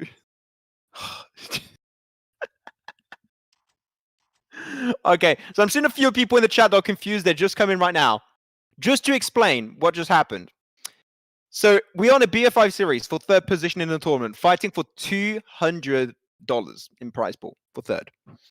We are so far back-to-back 2-2 in a BF5 series. It's all coming down to this final game. So far, we had a 5-1 lead in the final game. There was a search and destroy game on Meltdown. They were 1 kill away from winning and going for third position. But one player of Bunker Black decides to leave the game beforehand because he died. And then they actually lose the round. And the entire team logs out afterwards. That is what just happened. Do I know why? I have no idea. Do you have a theory, Flo? Do you have a theory?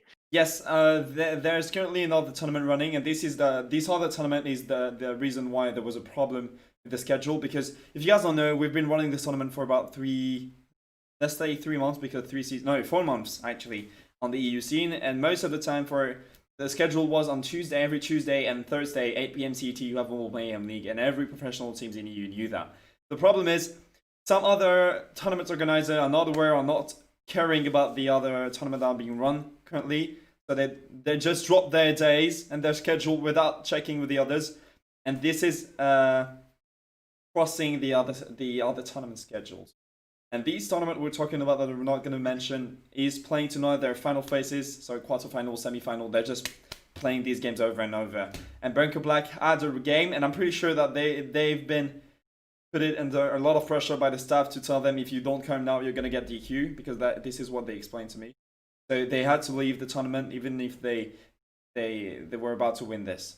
That's because the cash prize they get here might be not as good as the other one. I don't really care, because I've never seen that in my entire life. You know what? Like, it was a really weird moment. But what I'm going to say, we have no idea exactly what happened in the back end. I'm sure we'll get an update eventually from the teams and players. So the moment we get that information, we'll update you guys. But that was weird. And I'm still going to call that a throw, because it literally was. So that was a throw. There you go. That's it. So basically, fourth position is going to be Bunker Black, and third position in this tournament after 2 months is going to be the side of Aphelion. So congratulations to Aphelion. To take it. Yeah? Wait, I have another info. What? I had the manager from Bunker Black messaging me. Yeah? And he said, we didn't leave on purpose. The game kicked us. We got kicked from the game and 2 guys crashed. What the frick? Wait, just one team got kicked? No, 2 guys crashed. So Magic's basically in Warvac crashed. And we've seen that, and that's true, because we've seen Magic's reconnecting to the game. We've seen Magic's connected when he was about to bet Ninja defused. So I think they've got the worst timing ever in a tournament. Because we've seen Magic's being disconnected and then connected back. I mean, what do we do then? I mean, like, I don't know. This is really odd. This is a really odd situation. Also, is there a way to verify if that's legit? If it was, we've seen, guys. If you sub to the channel, you'll be able to go for the rewind mode.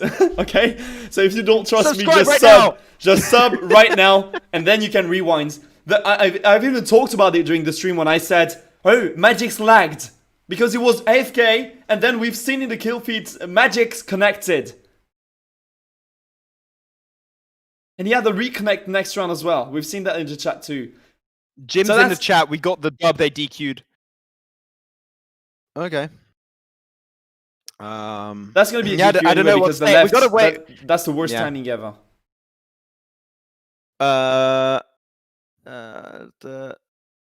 Went for okay. So yeah. So we just checked with officials. Roning just saying that it also we agreed on the DQ win for the other team. Okay, so it is official. We're not gonna have a redo or anything on that one. It is a win from the side of Aphelion. So did you well play Aphelion? Congratulations. They still played the games extremely well, so they still deserve a lot of respect on that one. But Aphelion will be our third position champions for this season of European Mobile Mayhem or Call of Duty Mobile. There you go. That was a weird way to finish it. Potentially my weirdest moment ever in COD Mobile esports, and I think that potentially will be the case also for you. That was a weird one. That was a weird one. But as I've just shown real quick, we're going to take a short break because I think we deserve it right now. We need some rest before this BO7 that's going to be taking place. And hear me right, the EU Mobile Mayhem Season 3 Grand Finals. Please make sure to stick around. We'll be back in a few minutes after this short break for this Grand Final between Singularity and Vive Gracia.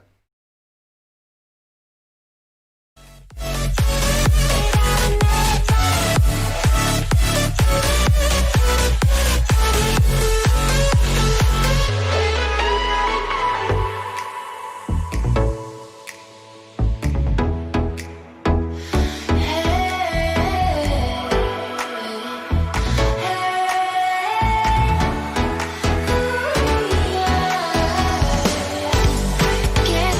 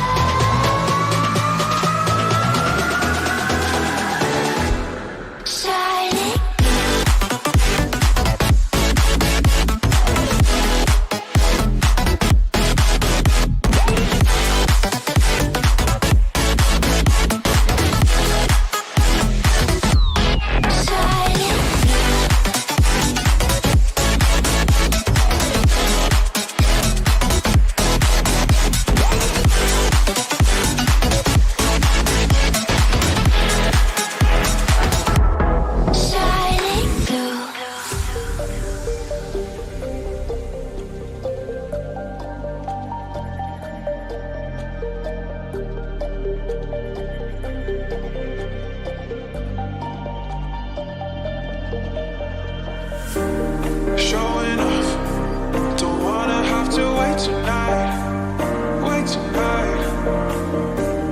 Better off. I'm gonna find my way tonight. Way tonight. Won't you talk to me? I wanna heal your sorrow. Won't you talk to me? We'll make a new tomorrow. Won't you talk to me? What makes this happen?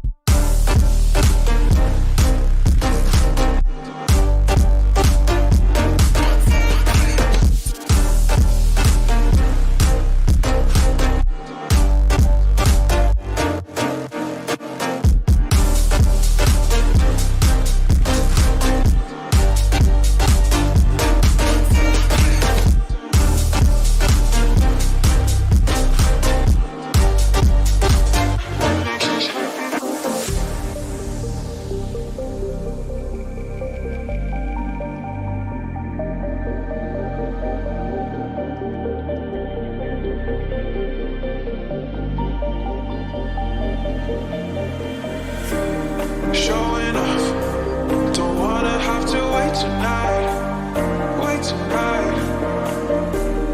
Better off. I'm gonna find my way tonight. Way tonight. Won't you talk to me?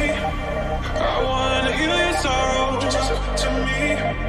We'll make a new tomorrow. Won't you talk to me? What makes this happen face to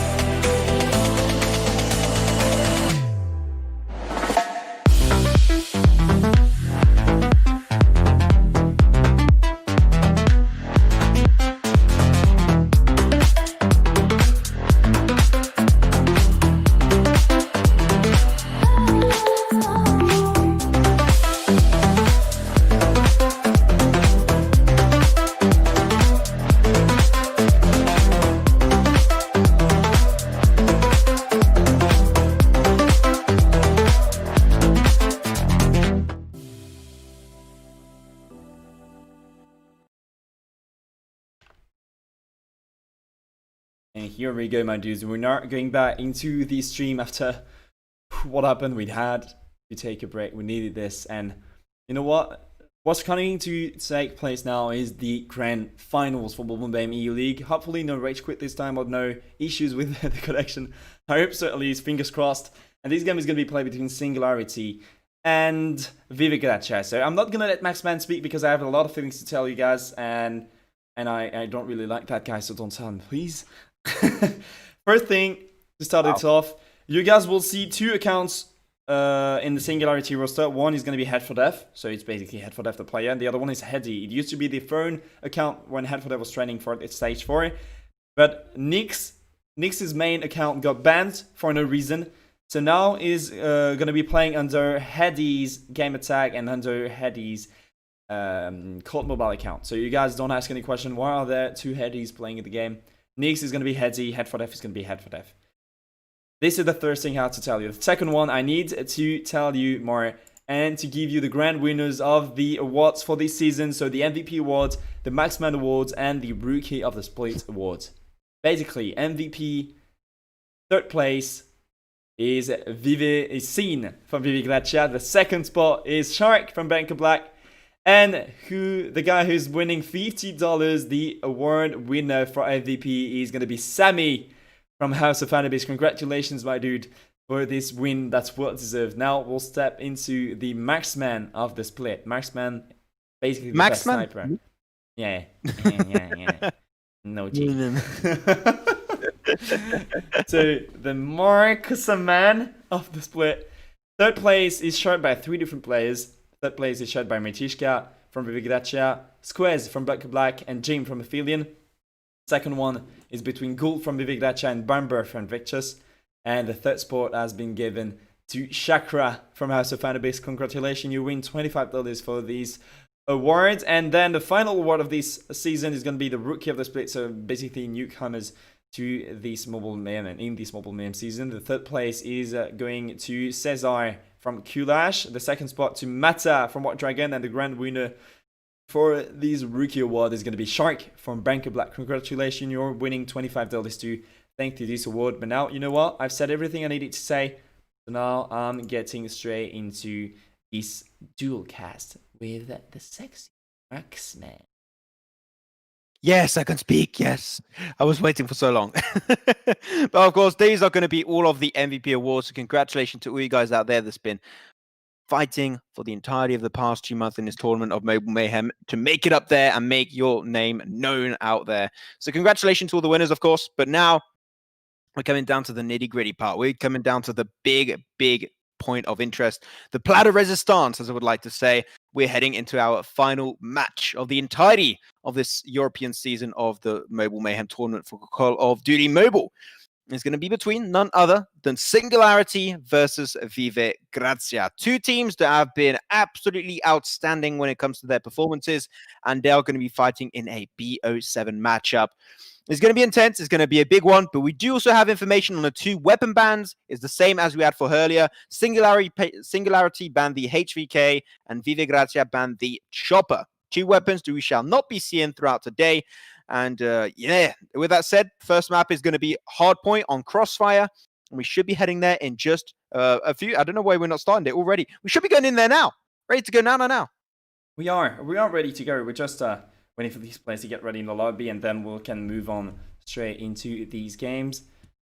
Well, I don't know what is not starting. I think everyone is ready to go straight into grand finals, and welcome everyone to this final series between Singularity and Vive Gracia, starting off, as you mentioned, Max, in this Hardpoint Crossfire.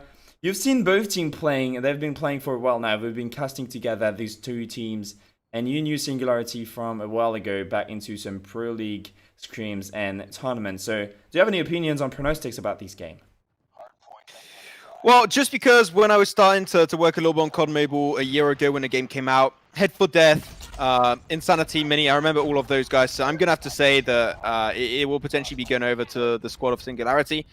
But what we've seen exactly, but with that said, we'll see pronostics. I don't know which is your team you're aiming to potentially see win into this one here, Flo. Do you have a pronostic yourself?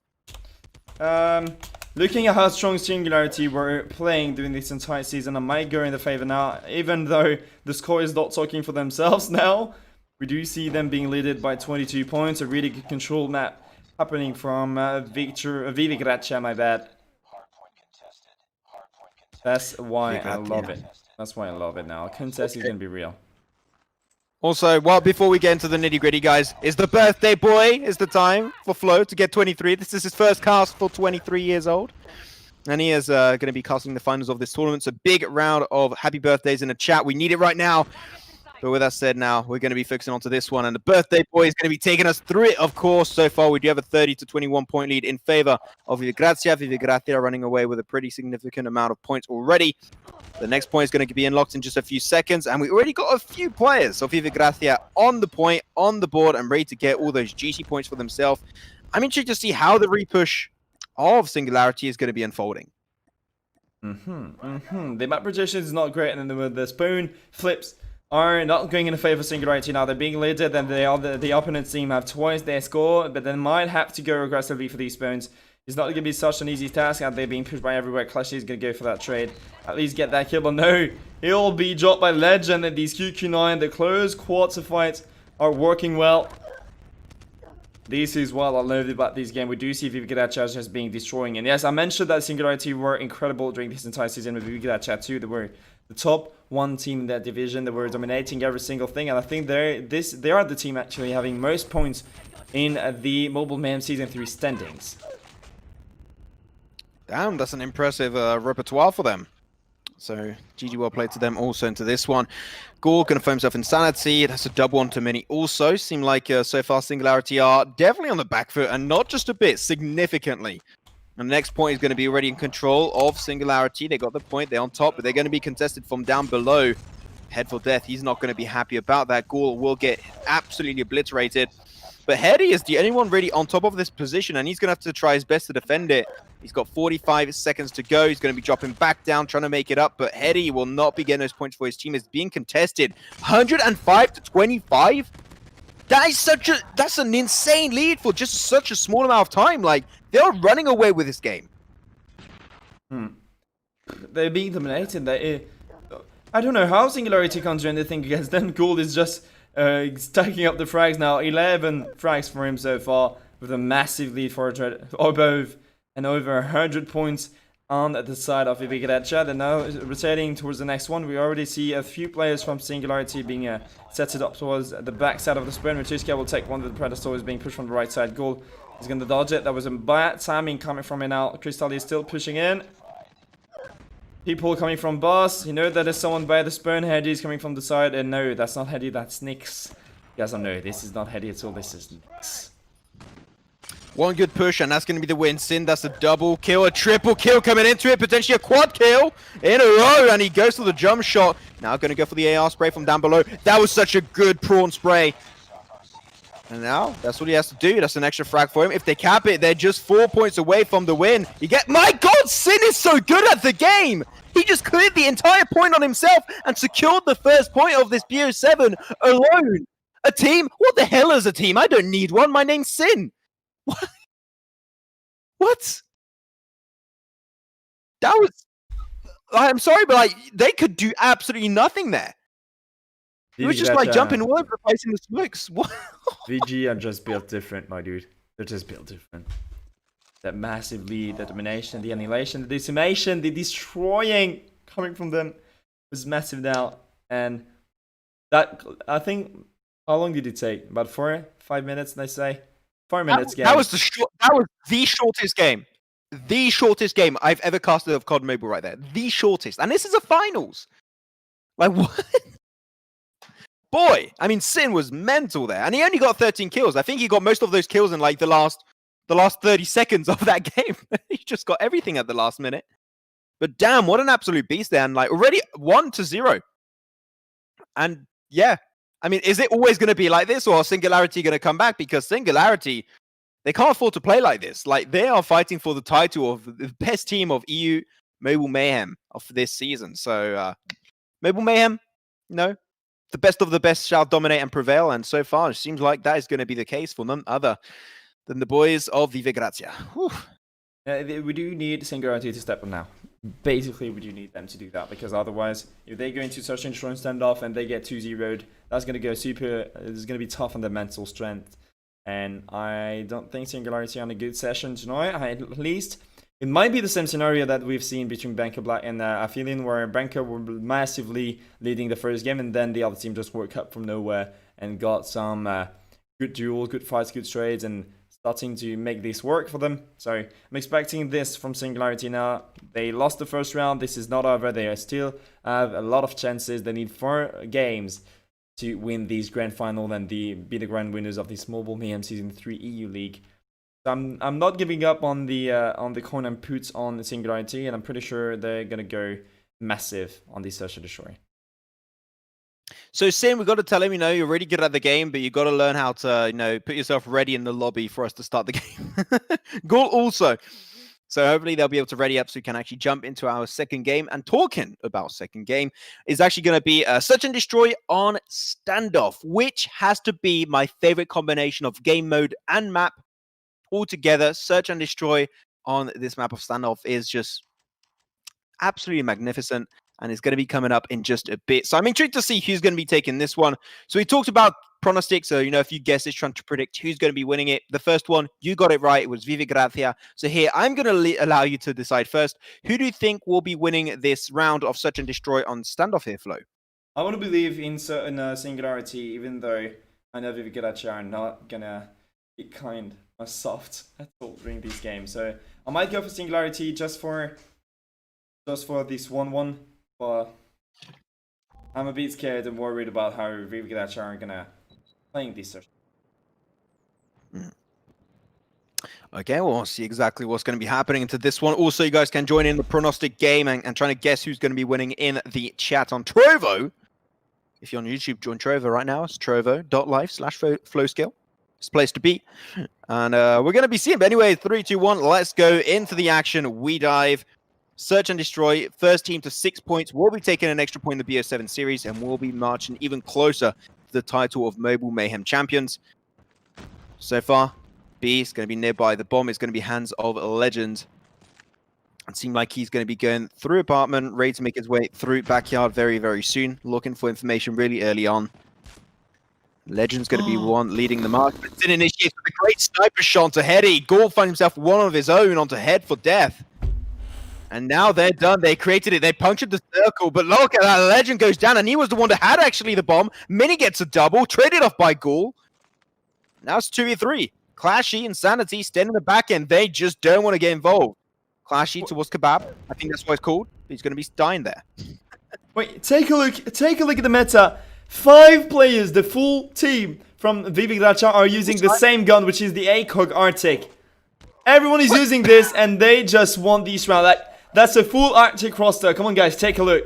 That is the first time ever that I see a professional team going for this meta and this strategy.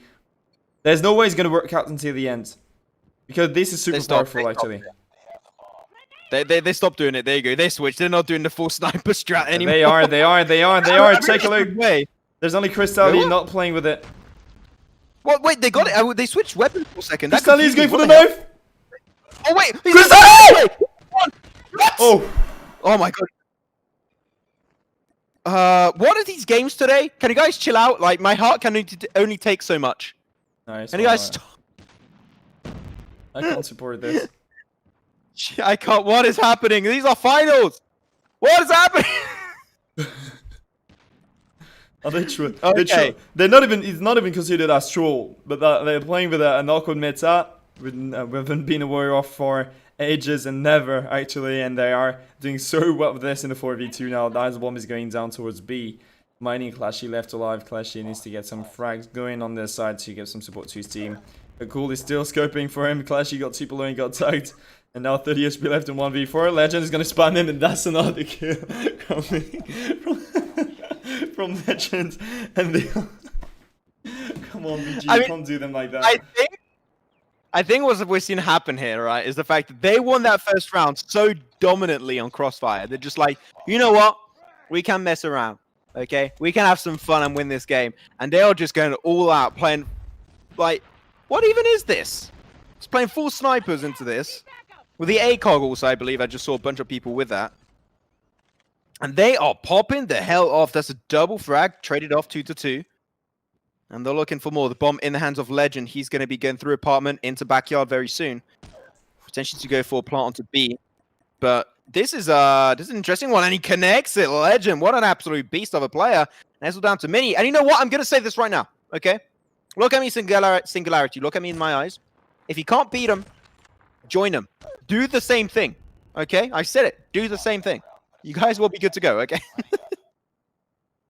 I was actually checking the loadout and I was like, maybe they will switch for this meta, and yes, we will see someone using it. And we just have Insanity going for this ACOG, for this Arctic. Is he going to use it until the end? I'm pretty sure he will. Just going to throw his utilities now, trying to get the scope on top of Granny. There's one by the bottom. Legends is holding the line. I'm just going to take a look at what he's doing now. Holding the line from someone, pushing towards Gadsden. That could be a pretty good one, but oh, Crystalli will go for the knife kill, pushing aggressively towards Kebab. He's gonna get traded straight away. F4F was one being killed by that knife, and he just needs some toast and jelly so he can spill that up on the other team. Now in a 4v3 goal takes ahead, or Nick's down 2, and this meta is broken, dude. Oh my lord. Yeah. We already have 3 snipers on the side of Singularity, so they are slowly going for the full sniper. We're going to have a 5v5 snipers right now. Okay, so Singularity are slowly catching up to it. Clash is the only one with an AR. Disappointed. Disappointed. Insanity are holding the angle. The bomb was planted indeed on A this time around. Seems like Insanity is going to try and slowly converge over there, but the fact is, and this is a really clean play coming out from Vive Gracia, they're retreating, moving away, as it did plant the bomb in a very, very obvious position to make sure that they cannot go for the defuse. Clashy, unfortunately, try to go for the push towards the enemy spawn, not working out. Insanity finds the shot to Ghoul. Now he's down to 2v2. Insanity and Mini got to try and go for the defuse, but it's not an easy feat to achieve. They need to clear all of the remaining players. Mitsiska finds himself one for the slide push. Can he get a double back-to-back? That will be huge. Go for the jump shot. Does not connect. And Mini closes that one off. Goes for the last second defuse. He won't have enough time to do so. And that will be 1-3 Singularity. I said it. If you can't beat them, join them. They go for the triple sniper. I think it was even maybe a quad sniper. And now they're coming back on top. What is this day? What is this? If you guys want to be playing full snipe, come on, go for a trick shot last. Trick shot for last kill. Yeah. Just go 360 no scope minimum. Minimum. I swear, don't phase. And Miney is just looking something up on YouTube. Seems like we have a spectator glitch going on for Miney now, just opening his laptop, saying, okay, time's up for him for some rest. Miney's just toggling on his axe. Legend will take a kill, takes the follow up. Crystalli with a knife. We'll have Insanity sitting right there. He's going to take the good sniper. Legend is being pushed by Kelly now. Crystalli is being low, and he's only Insanity in 1v4. He's going to push right everywhere. Getting pushed from top, getting pushed by mid. He's taking Mertishka. He's going for the follow up. He's dodging this knife, but no, Crystalli will manage to take him down. Crystalli is so toxic with the knife there. And that's 4-1 in the favor of Vive Gracia. Well, things are getting interesting, I gotta say. I like what I'm seeing, but it's still 4-1 for Vive Gracia, and they are running away with a pretty significant lead. And I don't think they're ready to stop and slow down any time soon. But oh my god, all the smoke's getting popped in. Wow, wow, wow, wow, wow. I mean, I understand smoke weed every day, but they're taking smoke weed every day to the freaking next level. Okay, now A plant's going to get pushed up. The plant is going to be happening right now. 3, 2, 1. The bomb is now down and taken down by the second. But Clashy's going to be there. Sees Crystal in the back, making it through around the tank. But he's just rolling around the position. Gets the intel, tries to go for the fuse. Because of the knife. Why are we seeing knife kills at this stage? It's all knife kill or freaking snipe. And they go for the defuse. That's going to be 5-1. And what are we? I mean, I don't know what to say. And we're casters. We don't know what to say here. Like, there's nothing to add. No. We can say, oh my wow, what a good grand final. Oh, Shinderu. Nani? Nani? No. We don't do that. We don't do that. No, we don't. Okay, so I mean, what would you do here? Like, what do you do here? Do you have like a technique, like a secret technique, like in Naruto? Do you like pull out last second to win? Like, what is this? Maybe yes, maybe no. We won't know until it's over, my dude. Mighty will get one, we get two. He's gonna see the third, but will he connect his bullet too? He's gonna get tagged 2 below HP now in a 3v2. He's being pushed by Petrol Station, and these guy, Machishka, will be able to get the backstab with the bat. He's going for the home run, baby, and Minus in the corner will get headshotted by that bat. Now in a 1v2, Machishka holding the line. He's put the player out. He's gonna go for that head glitch. Oh, that would have been crazy if he did that one. Insanity. Oh, will get shotted down. He connects this bullet. Clashy is coming back, but Clashy pulls up the DRH and will get that frag to give a second round to Singularity. But reminder, Vive Gracia only need 1 round to get these two 2-0. Well, this is interesting. Mini got himself 10 kills. No, looking onto the other side, Crystally's got 5. 8 kills for Legend. It's pretty even overall. But in terms of round, it's 5-2. And if they win one more round, this is over. Head for death. Double nade kill onto Legend and Gould. That's huge. As now it's a 4v2. Oh, though, a knife kill from Crystally. Stop it with a knife kill. Oh, my God. If they win off of like games like this, I'm going to flip my stuff. And that is to be family friendly. I'm not going to swear on stream. No, no, no. Crystally, though, come in just running around into backyard, trying to potentially get a few early frags in. It's a 2v3. Shin trying to go for the opening snipe on top of Tank, and he connects it onto Heady. And now it's a 2v2, and Crystally, you know he's just going to run in with that, just try and smoke it up. There you go, gun in with a knife. He knows where they are. Oh! He picks up one, and he go for another. Knife It's just 1v1. Mini left alone with the bat. It's a knife 1v1. That is the ultimate fighting. Oh my They will god. get sniped away by Sin, and they will go for the defuse. And they take this 2-0 in a BO7 series. What is this? What is happening? This is I would tell you at the answer, but what happened is that Vive Gracia are just over the top now. They can't be stopped. So I might just surrender, like- throw my hands in the sky, and like I'm under arrest by Vive Gracia. I'm fine with it. It's alright. like, you got to keep in mind, right? Like, people are saying in chat disrespect and anything. Not sure what it is exactly, okay? But when you're able to go for like weird strats like this versus one of the best teams, not only in Call of Duty Mobile esports in Europe, but also in the world, okay? And you're able to pull some shit like this, and it works. Like, this is also a statement for themselves to say, we are the best European team. We're messing around, and we're winning.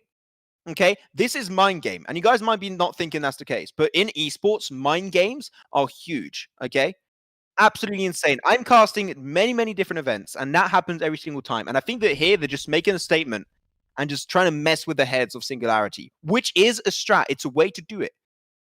And Singularity, I'm intrigued to see, can they bounce back from this? I really want to see, because this is so weird.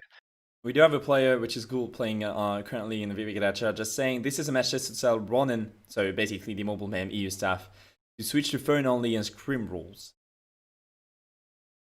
And if you remember in scrim rules, you don't have any Arctics, you don't have any other RPGs, LMGs, Termites, Molies, what else? Termites, Molies, I can't remember the rest. All those broken stuff, you don't have those. You don't have an LMGs, you have shotguns, you only have 1 sniper per team. Like these used to be super good rules. And I miss scrim rules. I'm pretty sure you guys missed those too. I hope it's going to be back, and maybe the next season of Mobile Mayhem will be a bit more adapted to a lot of rules. Who knows? Oh well, yeah. I mean, we'll wait and go into the next game. We need Crystally and Ghoul to put themselves as ready, and we'll be going into this one. And as it is a BO7, just so you guys, if you do not know, because BO7s do happen pretty rarely, it will be the first team that takes 4 points. So far we got 2 points in favor of Vive Gracia. If they get 2 more games, they will be the champion of Mobile Mayhem. To this, We get into So, 4-0 there you go. African finals, dude. Want these to be these to be 3. I want it to be even. We want content. Give it to us. Give us the content. Head for Death needs to ready up, and we should be good to go into our next map, to which, by the way, I got to say what map we're going to be going on to, because that is definitely a big point of interest. we'll be heading for our next map over in Domination mode on firing range. That's going to be what we're going to be dealing with as we are slowly loading into the game. But boy, oh boy, what a day it has been. We had a weird finish from our third position finals with Bunker Black and Aphelion, and now we have games like this. Definitely a day to remember, for sure. A day for the history books. Got that. True. And now that we're going to move into this Domination firing range, we might see some of the players hard on and see how they could nearly troll in this game, because I think they want to make it as quick as possible. So if they want to go full wrecked, it's just play with the real guns, go for some good strats, and we'll see. Yeah, for the moment their rosters is just using regular guns. They're using the run boost, the speed boost on spawn. So that's going to be what I'm going to take a look at for the entire game, seeing how they rotate across the map. If they really go for this trailer control, if they control trailer and then make them spawn and hold the enemy spawning by bottom firing range, that's basically over for both teams. Oh, Ghoul is already breaching it. He went super deep right off the bat, but Heady gave himself a double onto Legend and Ghoul. That's going to help them out a lot in the long run, at least for this round specifically, though. And Gracia now down to 3. And they're going to be going for that cap right off the bat. A is going to be under their control. They were able to take it for themselves, and now that's a double cap for them so far. Potentially triple if they're able to get himself beat under control. Good uses of the smoke on their side. Vive Gracia already up to 10 points compared to the only 5 on the other side. And they are dominating this one. They even get beat. This is a triple cap in just a few seconds. This is so quick from Vive Gracia. What the hell? Triple capping, Gold is holding C like no one. How many kills does he have? He has 5. He knows he's going to get pushed by everywhere now. He needs to get these tracks done. But Sin and Gold are the perfect duo to hold these C flag. Bring the smokes in. Trying to get the deny. He will get it. There's another one trying to push in just to get this early cap. And he will manage to get the C back. But I'm pretty sure they're going to go for a retake on their side. They might be spinning towards A now. And Singularity will go for these alpha captured. Even though they are getting denied and backstab. That's back to a triple cap for a short amount of seconds. Back to a double cap now, and we do see Vive Gracia just dominating these games so far. Nothing really surprising from what we've seen for this entire grand final stream. Yeah, now that it seemed like because of the spawn swap coming out, we did give a little bit of leeway over to Singularity to cap A and take into control. But the double cap is really all they need. They had a triple cap for a few seconds, and now if they just stay like this, they should be good to go. C's about to be stolen away, but they're trying to do the same on the other way onto A. And that's going to be a little bit of an exchange. They're just exchanging like Pokemon cards, no A and C, making sure, but they still got the double cap. But talking about double cap, he might be going in favor of Singularity as they got a lot of smokes into mid, trying to make sure they deny that information and visibility away. But Sin and Head, oh my god, he's doing so much work, Sin. And the cap is not going to be taken away just yet. But still, we got one player. It's going to be on top. Clarified, just there. Clashy. And it's going to be the double cap now going the other way. Now going in favor of this team of Singularity. But it's 64-23. We'll be getting at the midway point very soon. So it's not going to help them out just too much. Wait, a triple cap? Oh, I take it back. That's a triple cap. But not for too long as C was taken back from the other squad. But what is happening? So many triple caps like early on. This is an insane BF7 series. Like, what is happening? True. This is now, we do see Insanity popping off air. 9 frags now. He's playing with the AK-24, which is not the meta at all. But this gun might be used by a lot of players from now on. Looking at how great it is. Machiska got the good line on Heady, on Nick sitting on top of the tower. They still have a double cap of Domination from the side of Vive Gracia is still massive now. They're holding the flag. Machiska is going for double trades. He almost did a 180 per fire. I'll almost get DC while they're going and getting into the second round of Domination with a 30 points. Comfortable lead. You know what? Able to reduce it to a 75-45 lead is actually really, really good. Actually, a 30-point difference is not that much. If you get a double cap for a few minutes, you should be good to reduce it to almost nothing. He's going to be taken over. Oh man, this is a rush onto B. They right away go for the B cap. But it's not going to be working out for Vive Gracia now. That's going to create such a huge opportunity for this team of Singularity to get it with the Predator missile. Comes from up above and rains absolute hell on this team. And Vive Gracia now, they're going to try and recap it back in their favor. But what a fight to be sure. But still able to get it down 1/3 caps. But they're going to be going for the double cap potentially. They're pushing their way towards A, but it's not going to work out. Ghoul is going to be defending it with the skin of his teeth. And it will be working out so far, but the double cap is still not coming out for any of these teams just yet, and that is going to be the main deciding factor for this game. The contest is happening. They're going for another double cap, taking C away from Singularity now. Double cap is currently taking place in the favor of Vive Gracia. They do have a lot of Predators and score streaks unlocked, and Aphelion having his Sam turret is going to be super smart choice actually from him now. And they're going into a triple cap. Almost gets this B, but they will get it soon. Triple caps happening, domination, annihilation, everything basically. Flash is getting some more legend. He's pulling out the alienator too. He's getting a few frags. He's been trapping them from now on. But you know what? If they do use not a Goliath, but a VTOL, it's gonna get destroyed super early by Head for Death. You see the spawn location of Singularity? This is so trash. Like, they're given the worst spawn to try and push back, because every single time if you want to push to take a site, you've got to go through tunnels or headshot or through B-long. It is making it so easy for Vive Gracia to just control the entire map, and they just cannot cap the point back. Now they're able to push through tunnel, but even they got some score streaks coming out. Like, this is so hard. The thing is that they're not getting bad spawns. This is the enemy team forcing them to spawn down there. So that's actually pretty smart from Vive Gracia. They're setting themselves up. And as soon as you have one guy sitting by, let's say, barrels or from trailer, you have one guy watching toilet and one guy sitting in top woods. Basically, they can only spawn by firing range, and that's deadly now. It's still a triple cap happening. Domination is still going to be real.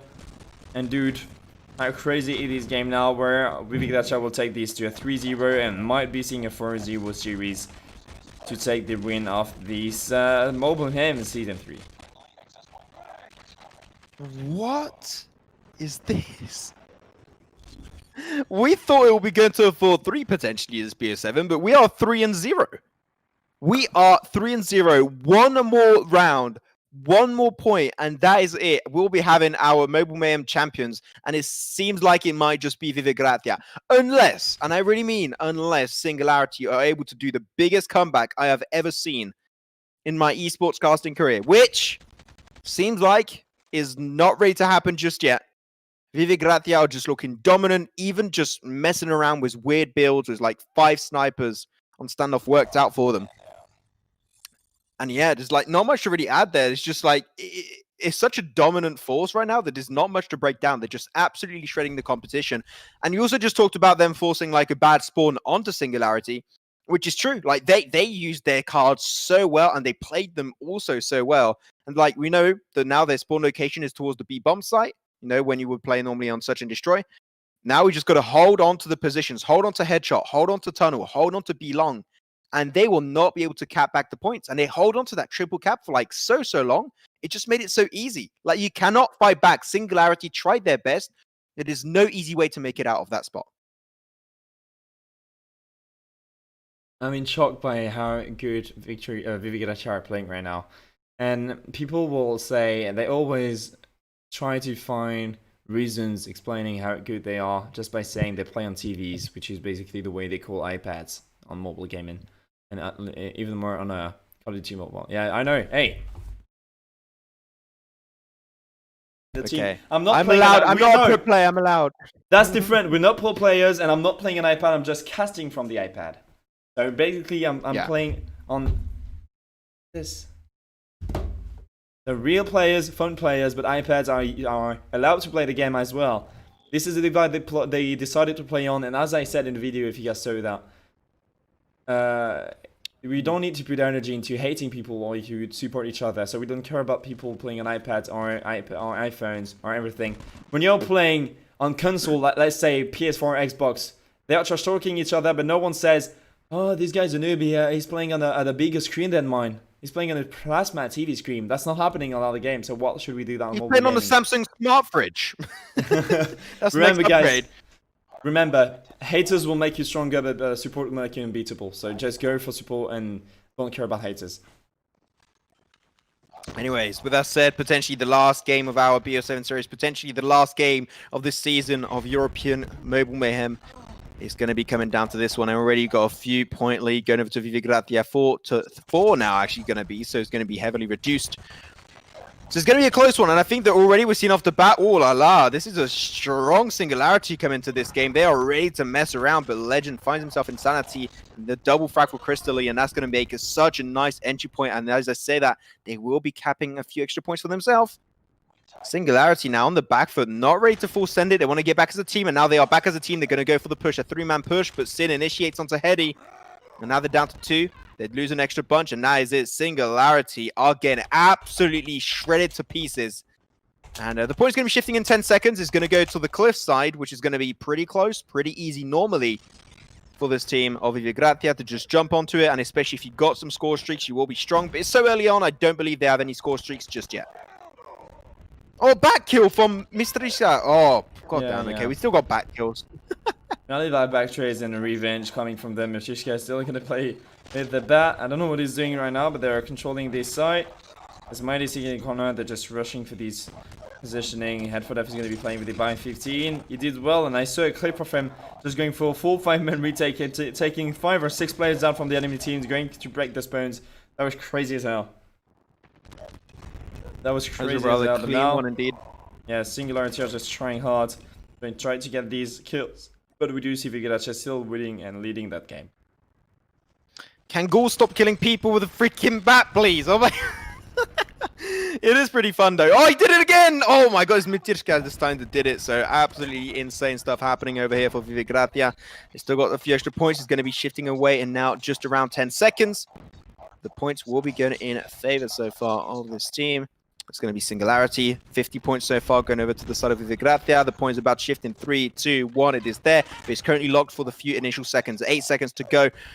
But unfortunately, they're going a little bit too soon on that push. Insanity, don't push too soon, my friend. He does get himself 1 frag, but he's going to go down potentially very soon. As I say that, he's able to take a 1v2, potentially a 1v3. And he takes the 1v3. Huge stuff on Clashy also. And Insanity doing some work for his team, especially him. Takes the 1v3. That was great. But now, they got the points, and they're trying to reduce that lead. Now he's almost even Steven into this one, Flo. Yeah, Singularity are actually controlling the spoon. They're doing great, but Heady, no, Nick was about to get a double kill. I have a... Is that called hiccup when you... I do have this stock for about 10 minutes now. I can't get rid of it. That's super frustrating. I feel bad. As soon as I'm speaking, you just start... Oh, come on. If you don't want me to cast, buddy, please tell me now and kick me out of your freaking might. Instead of... Oh, come on. He's cutting off every time. You know what? You know what? I'll let you talk for a bit because now Vive Gracia are just leading this game. And they are not set it up, though, for the next hardpoint. Okay, Hiccup Man, it's fine. I'll be carrying for a little bit. It's completely A-okay. The point is about to shift once more, and it will be in favor of Singularity. They're going to be on the point already. 6 seconds to hold on to it, but we are going to be seeing Vive Gracia absolutely mowing down and shredding the competition. They get 1, a 2, a 3, a 4! And they're down to 1, and he tries to run away, but Heady is not allowed to do so. And this is once again another cap for this team. Vive Gracia saying grazie mille. Thank you so much for the easy points, my friend. But they're trying to push back on the side. Insanity is going to be up towards the coastline. Versus Sin, but Sin tries to take the 1v2, not able to connect it. Insanity put extremely low. Can he get the upper hand on this fight? Seems like he's struggling a fair decent amount. He's going for the push. He does get the kill. Nicely done onto the Hardpoint himself, but the points are still going their way now. Able to reduce it a fair decent amount, but they got 112. We're just mere points away from crowning our Mobile Mayhem Call of Duty Mobile champions, and it might just be side of Vive Gracia. This is so close to him, Flo. We'll see. Head for Death extremely low himself. Does find himself 1 great pick onto Crystally. But thanks to Mini, he's able to just secure a few extra points for his team. He's going to go back central, and 1 team to central currently. That is Vive Gracia already, ready to hold on to it. Ooh. 112 to 65. They're heading now into the P1. Crystalli is pushing with the knife. He's going to get 1. He has the Spurs in his favor now. There's 1 guy in the corner. He's going to miss that. They're not even the points. Crystalli will go down, but they're not even playing for the hardpoint. They should be going to capture this. Mitirska with the bat is going to go for some home runs playstyle. You might be joining Lakers after this game, my dude, looking at the way you're playing in this Mobile Mayhem final game. At least what might be the final game if we do see Singularity taking the L again and for the 4th time in a row. Ending this on a 4-0 would be horrible, but unfortunately it seems like we do see Singularity being dominated right now. Insanity, great double into Legend and Ghoul. That's what you want to see. Punish the ones who play with that freaking bat. That's what I like to see. But the points are still going in their favor. Going to be snatched away a little bit. 133 currently happening against them. Insanity still able to survive that molly. Great stuff from him indeed. But Legend, he's going to be on the balcony. He's going to be trying to get that information beforehand. But he does die to a jump shot from Head for Death. That was great. Will it be enough? I have no clue. The point's going to be shifting once again. It's going to be going on the cliff side over to the east of the map of Summit.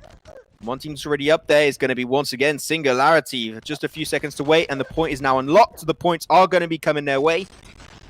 But now Ghoul, he's coming into the side, and this is where he got all his back kills. But oh my god, Mini got a back kill. He's getting revenge onto Ghoul. He did. Basically, he did. And Insanity is sitting there. He's super low. He got killed. There's a cover coming, and we do see Singularity finally coming back. We will see Vive Gracia's top trolling. Oh no, we still have 3 knife users, and they're gonna make up for it now. Mishishka might have to go real, and as soon as he goes real, he's gonna get 1 frag. Almost get the second head for that. Head for that will continuously spray him down. 112 to 133. We do see a Singularity comeback happening right now, but is that gonna last until the end of that game? Couldn't tell so far. They do have the spin. That's all I can say. They're still covering this burn. Gold is still playing with the knife, and they might be switching to that guns if they want to be successful on this final hill. I'm sorry, but like Vive Gracia are trolling right now. Like they're playing so weird now. Like they're literally going for the knife kill, and like they're just 8 points away from winning. Like the point's going to be unlocked. The points are going to be going into the back pocket of Singularity. But this is Vive Gracia having fun, messing around, not taking this game seriously at all. And Ghoul potentially going to go down to a molly push. He does get himself killed away by Mini himself. Ghoul is dead, and now is 125 points. They're just mere points away from taking this one and making it a 3-1 game. And we'll see what's going to be happening. But here we go. Got a 3-man push that's going to be happening. They're going to mow it down. They're entering. They got the back kill for Ghoul once again. They're on the point trying to contest it away. 30 seconds to go. They need to get the recap. It's 142 to 142. And Vive Gracia doing a big throw here. And I don't even think it's a throw. I think this is intentional. They're playing so weird. Yeah, 150. Like, what? That is... I don't know what to say on that one. They had the game, and I'm almost sure that was intentional. That was basically intentional because we've seen them only using the It was. They threw on purpose.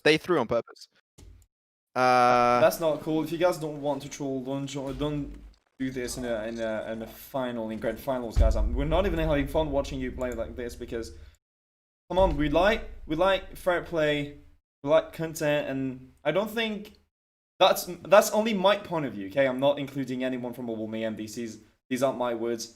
I don't think this is respectful towards the casters to throw these games like that because we're taking time to give what we can to entertain people, and you were supposed to give us content to cast, and now we can't do anything. Basically, you're just not. Oh yes, pretty much ruining the stream. So come on, guys, go back into serious stuff. Play as you've always been playing during this entire tournament. So seriously, try harding. Making up for these wins. Don't throw it anymore. And let's have a good time all together with some good challenges and some good professional games. Alright? What do you think, Max? I mean, normally, I'm not known as a biased caster. I love and enjoy supporting every single team. But by seeing what I'm seeing happen right now on my screen, I'm going to say this, and I usually never do this. I'm going to say this right now. Singularity, please win. I am asking you, please win this. It will be the best thing ever right now. Please take the dub. It would be great. I would love it to bits. They're still getting some really good kills. They're still fragging out really strongly. They need to get that synergy. They need to get confident. They need to feel good. Okay? And Singularity, they're a team that can take this championship. I'm sure about it. If a team can do a clutch comeback at the final moment, it is Singularity. Keep on going, guys. I'm sure they can do it. And we'll see exactly what's going to be happening. But you know what? Not talking about being biased or anything like that. We're going to be heading into our next match. So we just had Hardpoint Summit, won by Singularity. The next one is going to be Domination on Meltdown. That is what we're going to be having right now. So Domination Meltdown is going to be an interesting one. Don't know who's going to be able to take it, but Domination, I remember it's a pretty hard one when it comes down to it, especially that B site is pretty hard to hold on to. Okay, we shared our point of view, but by no way we meant and we said to you guys to be toxic in the chat. We've said our point of view. We said it's not really cool, but now just keep supporting the team you guys want to support. The guys the team are supporting from the beginning. Don't trash talk the others. Just keep enjoying the stream. Keep enjoying these games while it lasts. And as we're moving into our 5th game of the night for this final series. Moving into Domination Meltdown, as you correctly mentioned, Maxman. And that will be the biggest karma for Vive Gracia if they lose this grand final. And we see a comeback from Singularity. Singularity do have 1 round now in the favor. Either they go back into some tryhard mode, or either they just screw it over again and we do see Singularity. Or maybe Singularity are gonna be more confident after this game. They took that win and they said, okay, now, no time for... we're not chilling. We are... R-ing them, all with them. Basically, we're showing them and putting them under the ground. We're diving their own grave. That's what they'll do, and I'm pretty sure they will. And by the way, I just want to say thank you also to Ture for the support, putting so much. I don't know what it's called the currency, but not some spells, but like putting some currencies in the chat. So appreciate you supporting your boy Flo and Mobile Mayhem as a whole. Muchas gracias, my friend. Thank you very much. But now it is time. Domination on Meltdown. Who's going to be taking the dub? Who's going to be taking this big fat W? I have to see, but it is close. It is coming down to this one. I'm ready to see a mini. He's got the bat in hand. That means he's meaning business here, Flo. And he's not ready to let that one down. They already got A, but we're seeing potentially a B push. Oh, yeah, we got a really aggressive B push happening over here. They're still not capping it, despite being close by. Crystal is gonna get 2. Heddy's coming back. Oh, Nick, sorry, I keep saying Nick's Heddy because that's basically your your account name. But no, Machishka is gonna get the trade. Is covering C. There's now a double cap coming on the side of Vive Gracia. That capturing B. Will get destroyed, or no, not even. He will dodge that. Insanity will be killed from this Charlie flag. Flashy is leaving though, trying to get some more. Now both teams are ready to dominate. You're not showing the game, by the way. I'm just saying, Flo. You're not in the game over there. I'm not showing the game. Aha! I knew it! There you go. All good, all right. good. Thank you guys in the chat for telling us it's all good. But yeah, so with that said, Molly's coming down to B, making sure that a steal will not be happening for the side of Singularity. Singularity, they got Mini just close by, but he's not ready to go for the push just yet. It seems like we're going to have a sneaky play of Clash. He's trying to go for steal onto C. But unfortunately, last time that happened, it did not go extremely well for this team, and it's got a 2-1 point lead. And this fight is all over the place, but it seems like we might have A still coming out over for the side of Vive Gracia. They got Crystally over there, they got Legend also, but they're not interested with that one. Mini's trip mine going to be connecting a kill, but like I'm looking at the mini map from like up above. This is such a weird game. This is really freaking weird. We're going to have a triple cap for Singularity Almost. potentially if they get C. Ooh. Almost, yeah. It was almost a triple cap, but they've been denied. That's maybe a triple spray. No, in mainly we're connecting a lot of bullets. He's going for the bat. He's going to take one, but unfortunately won't get the follow-up though. Flashy will get some more. Tries to cover this position, and out there now double capping. That's a really good situation to be in on the side of Singularity. I think Singularity wants to humiliate the enemy team, so they will keep trying to go for this double cap, or they may know this triple cap. Basically, keep going for this triple cap. Yeah, I mean, double cap is going to be enough. They almost reduced that lead to almost nothing, just a 3-point gap so far. So Singularity up to a really good start. They're going to be seeing a push from Mini, almost taken down by a 1v2, but will be able to make it onto the point once again. And if they got some utility, this is time I want to... Oh my god, a triple trip mine kill by Mini! You just got bamboozled, kid! See you later, Vive Gracia! Get battered! And now that's going to be B once again under their control. What a trip mine! Miney, I was watching him and throwing this trip mine where 4 enemies were pushing towards him. I was like, there's no way that's gonna work. There's no way that's gonna work. There's no way. Dude, these triple. I think he would have tagged a lot, but as he managed to spray them down just before, this trip mine was just massive when you talk about damages. Now we do see Singularity stepping up. Even if they just lost the B flag, they might be able to win this first round, or at least take the lead for this first round. But Miney Eeny, meeny, miny, Wait, moe. is it mini or miny, by the way? I got people in chat Miny. saying mini. It's miny. I'm such Miny. an idiot. I'm so sorry, guys. Miny. Miny is an absolute legend. Singularity come up with a lead. Oh yes, I'm an idiot. Thank you guys. It's a I always thought it triple was Mini mean from Mini. I'm thinking of Minnie, like Mickey Mouse, like, and also like you got like the girl mouse who's like she's called Minnie. So like, I thought it was you say Minnie. I'm an idiot, guys. Thank you so much That's for fine. spotting that one out in the chat.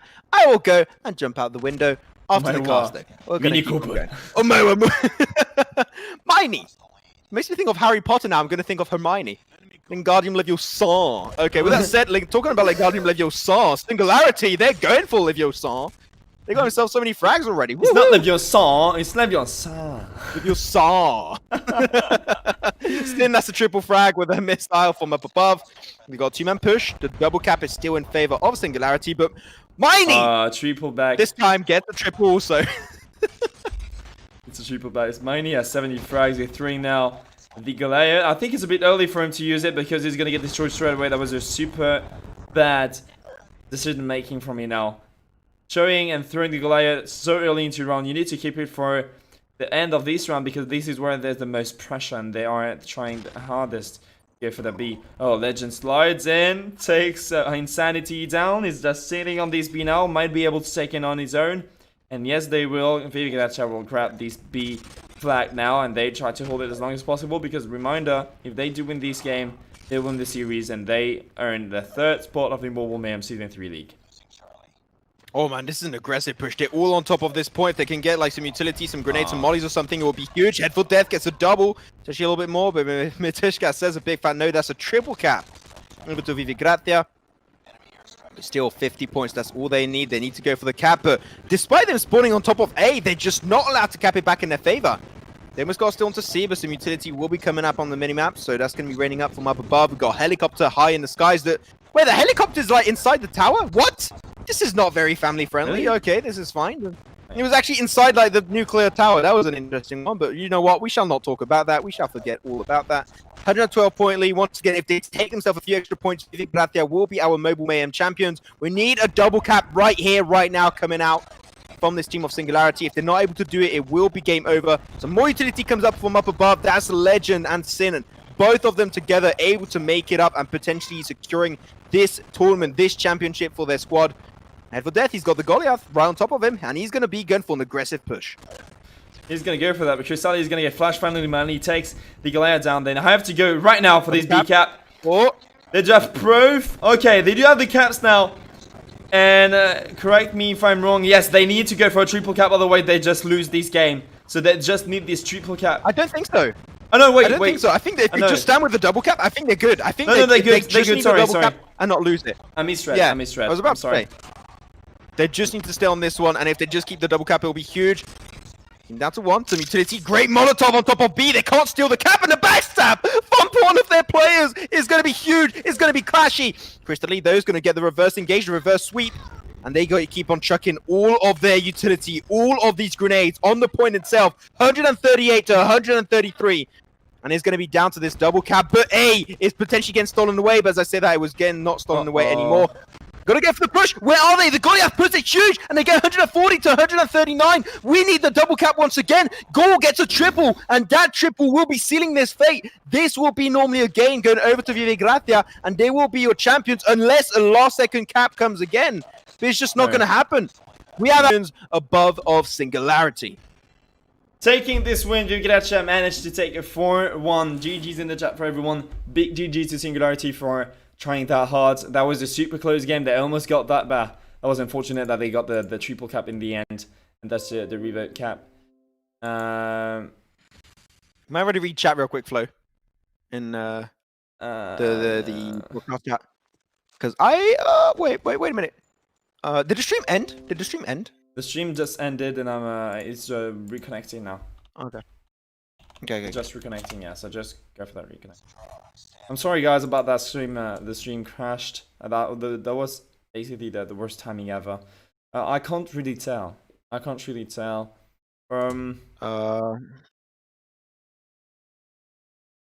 Okay. weird. I don't know what to say on that one. I don't know what to say as well, Staff. My dude. Ooh. What could you tell? I don't know. Okay, everyone stay here because we're just waiting for some updates. Nothing is over yet. We're just waiting for these updates to see if we have to play some more games. Like yeah, because there might be a rule breach from Vive Gracia, maybe. There might be a rule breach, so we'll see exactly what's happening. And if there was indeed a rule breach, we might have to take a point away from Vive Gracia. So I don't know what's happening right now. I'm just updating on what we know, and this is what we know. There might be a rule breach in this game. We're not sure just yet. Yeah, we should just check this out real quick. You know what? I'm just gonna go for on this because if that's the fact and that's the thing. I don't even know if I catched it.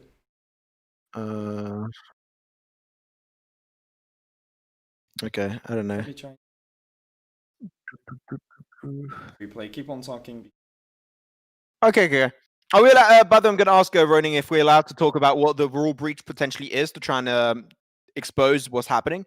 Are we allowed to say what's happening here or not? Because I'd like to educate the viewers and keep viewers informed on what's happening, so as to make sure we can have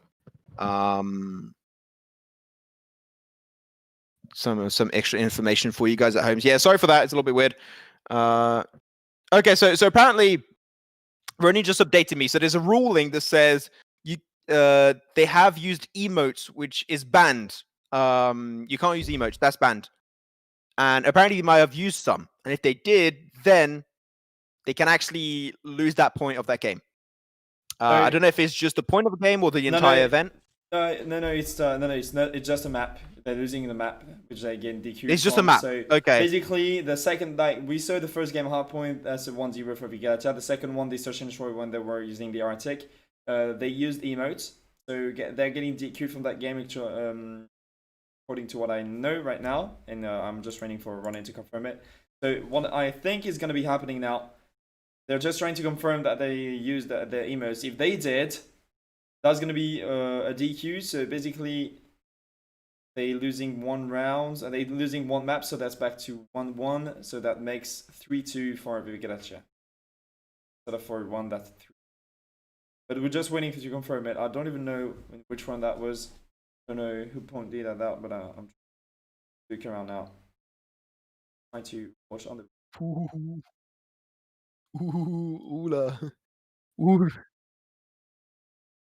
Okay. This very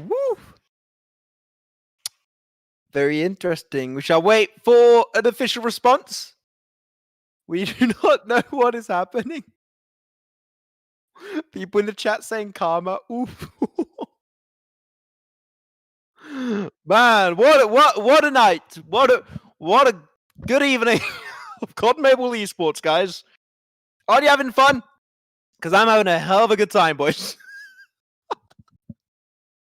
So we might be down to a 3-2 advantage so far, so we'll be going to another game potentially. So we do not know. We're having staff checking stuff out in the background, so we'll have an official update in just a bit. So we'll keep you guys informed in due time as always. Before we do that, I just want to say also that if we do end up going to another game, our next map would be Hardpoint on Standoff. If we do go for another game, True. Which how things are going, there's a big chance of that happening. Standoff, we saw it was like the full snipers coming out, the full Arctic from Vive Gracia. They won it, but that was actually in a search and destroy game mode. Will that work out also in Hardpoint? Will they even try and do it in Hardpoint once again? I have no idea, but we'll see. I have no words. This is such a weird situation for everyone involved, and we're just gonna try and get stuff updated. But yes, interesting run of events, I shall say. Anyways, I'm seeing people in chat saying popcorn. Yeah, go get some popcorn. Get yourself a drink, guys. You're gonna need it. This is a really interesting run of events. Yeah, this really needs popcorn. Yeah, we all better freaking get some popcorn. I'm gonna get some ice cream. 2 seconds. Okay, and I'll keep on talking now because I'm just we need to confirm if we do something about this.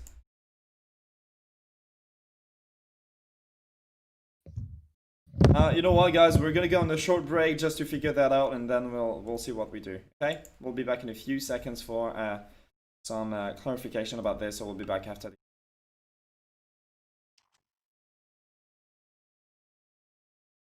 I was wrong to say I wouldn't change a thing, 'cause in the story of our lives, the best of times through color glass, time rolls on enough to let me move on past, but every little now and then it creeps on back to shade my smile.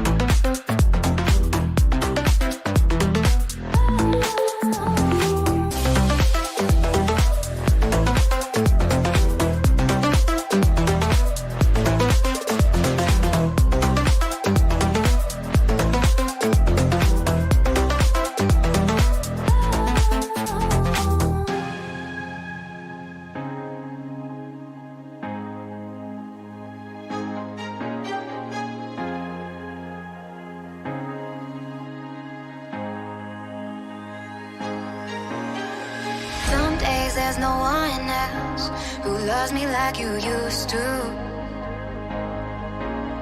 Some days I'm not myself, there's no one I can turn to. And I know all the feelings that we shared are in the past. And I know your relationships are never meant to last. It might take some time, but I'll be alright. I'm moving on, I'm moving on. I know times are tough, but I've had enough. I'm moving on, I'm moving on.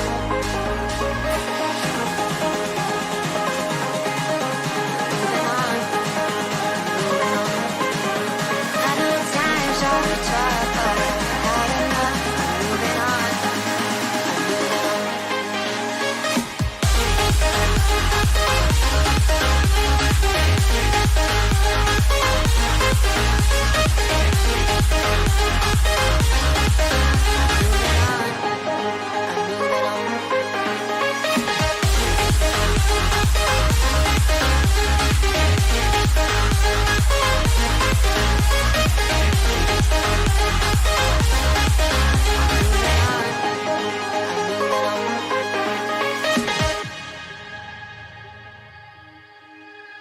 Some days there's no one else who loves me like you used to. Some days I'm not myself, there's no one I can turn to. And I know all the feelings that we shared are in the past. And I know your relationships are never meant to last. It might take some time, but I'll be alright. I'm moving on, I'm moving on. I know times are tough, but I've had enough. I'm moving on, I'm moving on.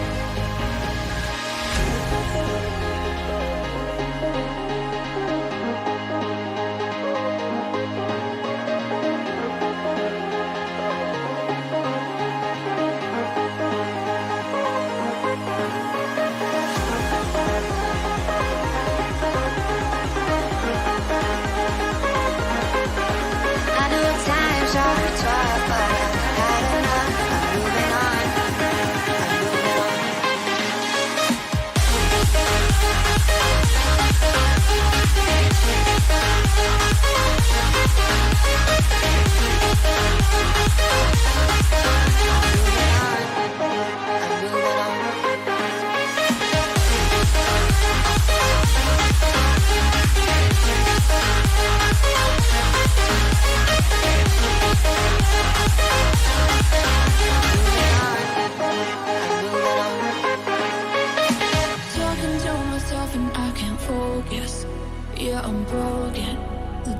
closing.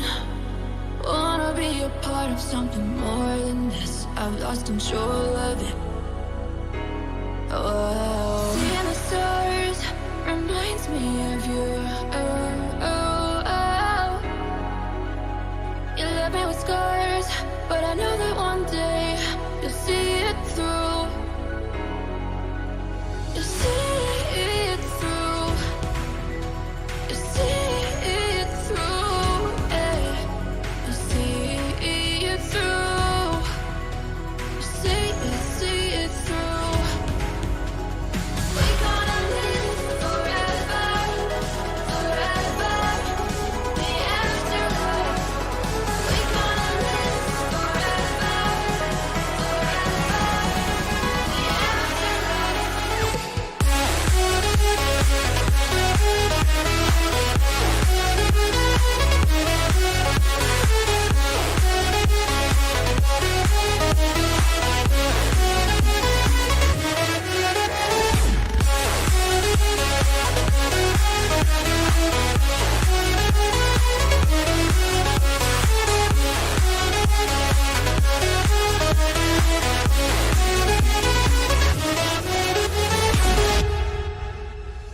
Talking to myself and I can't focus. Yeah, I'm broken. The door is closing. Wanna be a part of something more than this. I've lost control of it.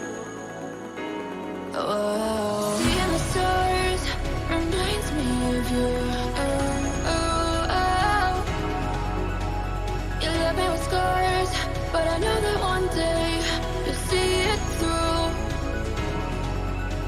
You'll see it through. You'll see it through. Yeah. You'll see it through. You'll see it through. We're gonna live forever, forever. The afterlife. We're gonna live forever, forever. The afterlife.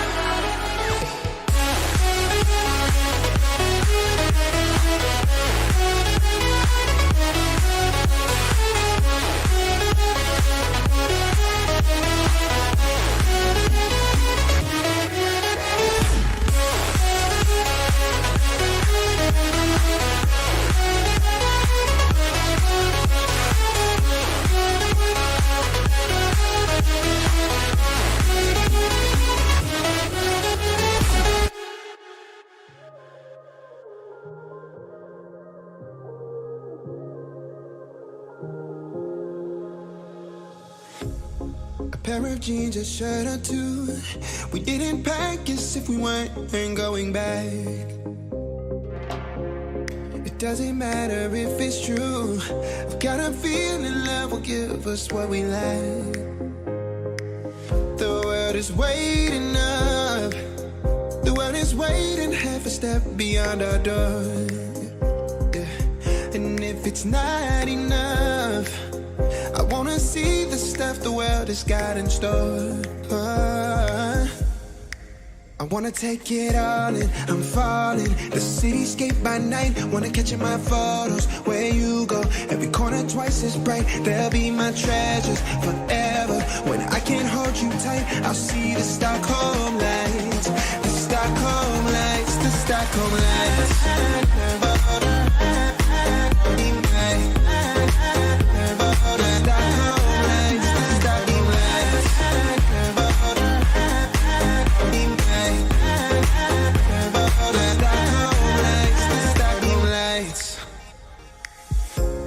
Tomorrow feels a year away, like the seconds, the beginning and the end.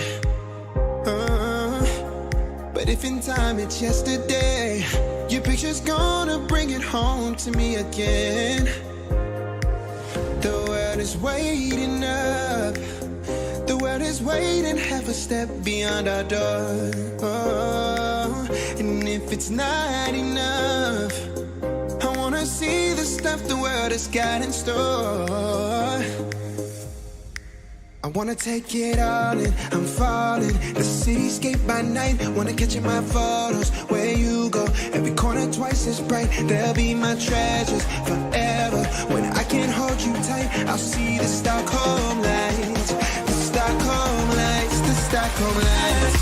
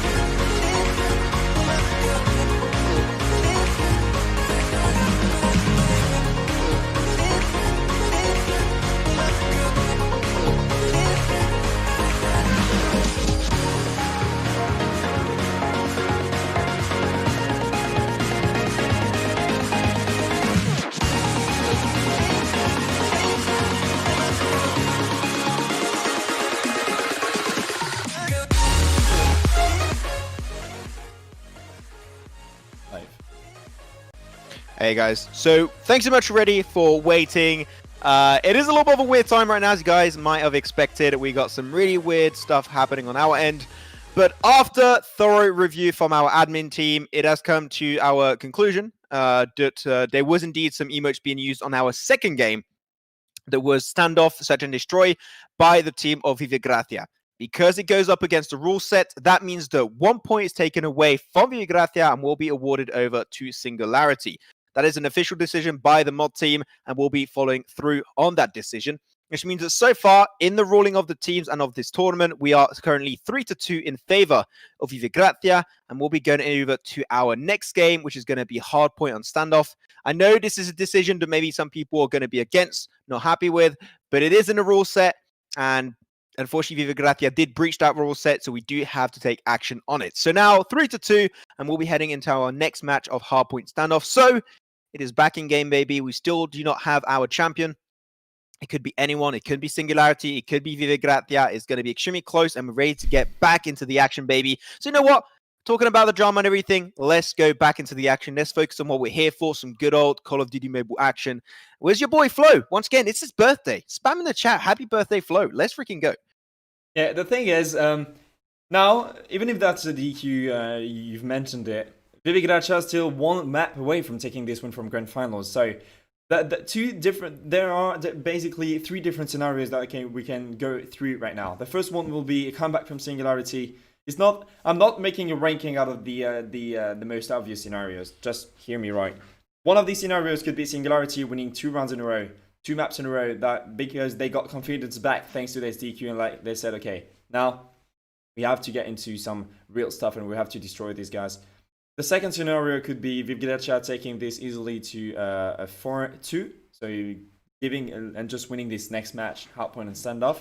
There's actually 4 scenarios. Then we'll have another one where it's going to 3-3 and Singularity are winning this, or 3-3 and Vive Gracia are still winning this one. So make sure to enjoy these games because we need to enjoy it as it lasts.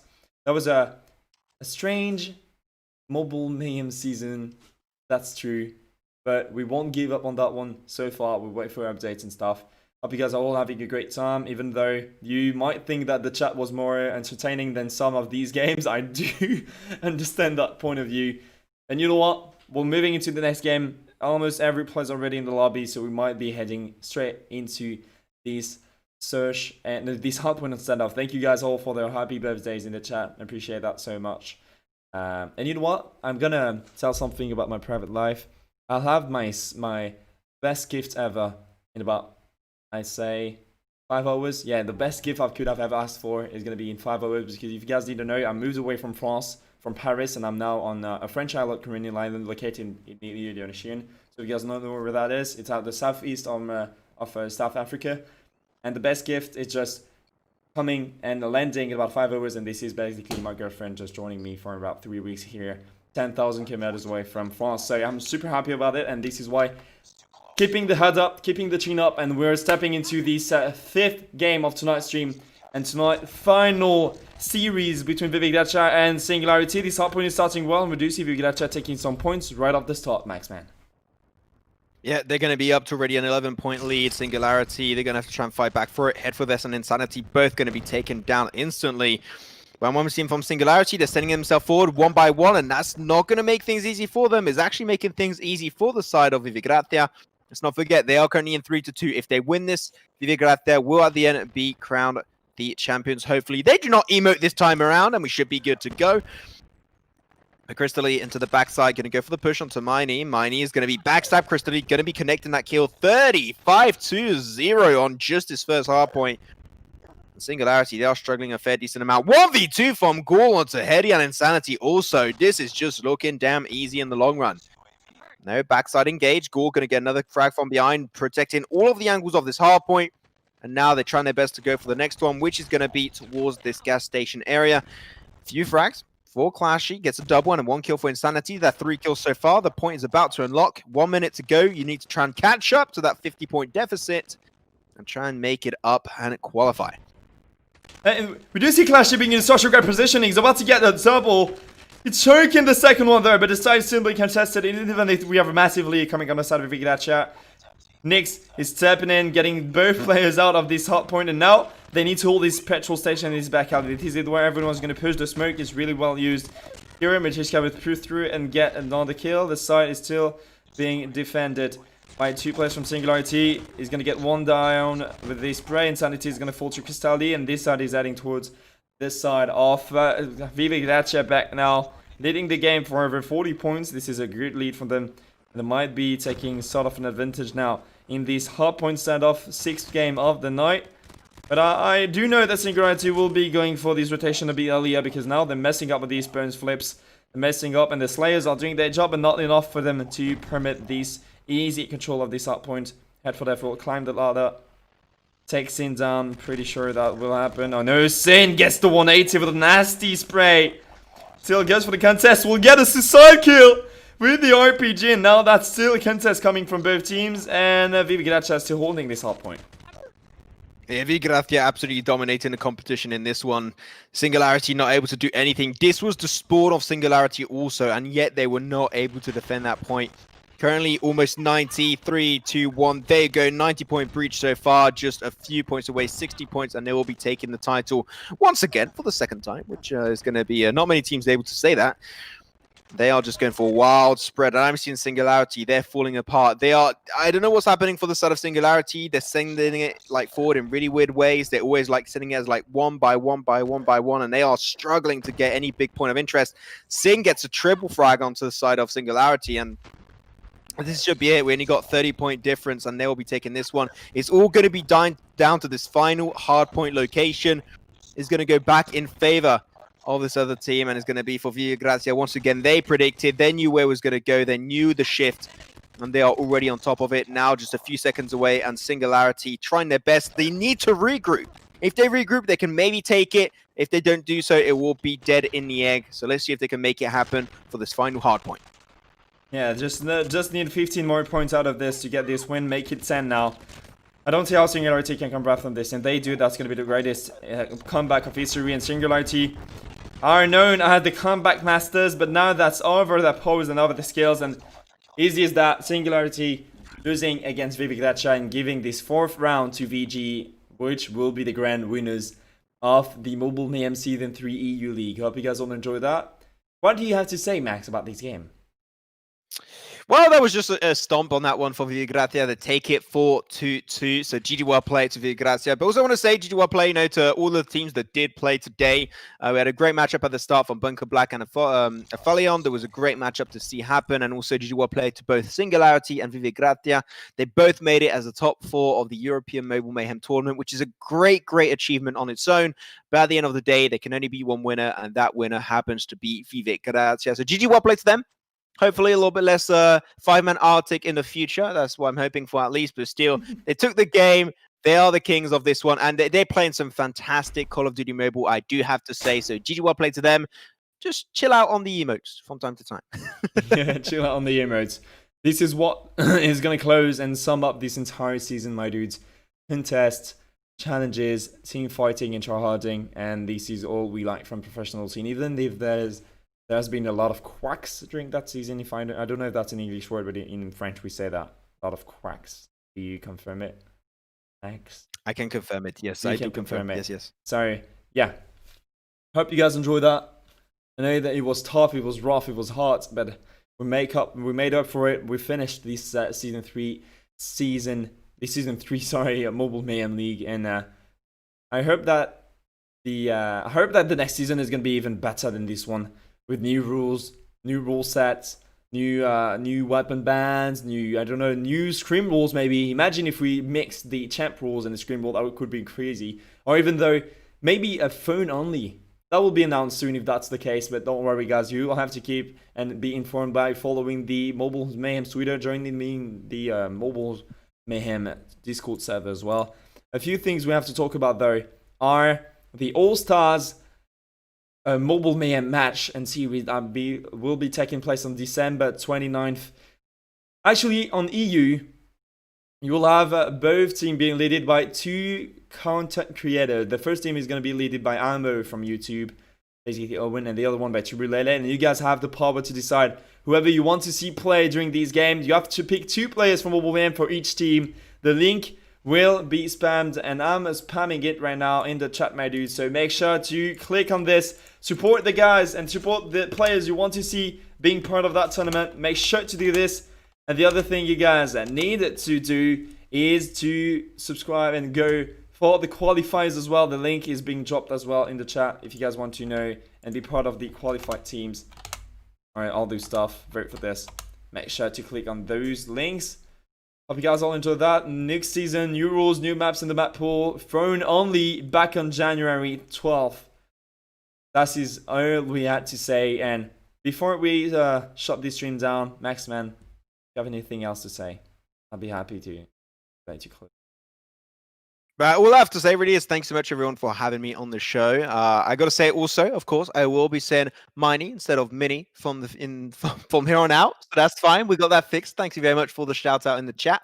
But yeah, it's been an absolute pleasure to cast all of these games for Call of Duty Mobile, the global championship of Mobile Mayhem. It was a great amount of fun, and thanks so much, Flo, for having me and bearing with me during these fun times. It was an absolute bang of a moment, and hopefully I'll be given the opportunity to cast a lot more COD Mobile in 2021 to come up.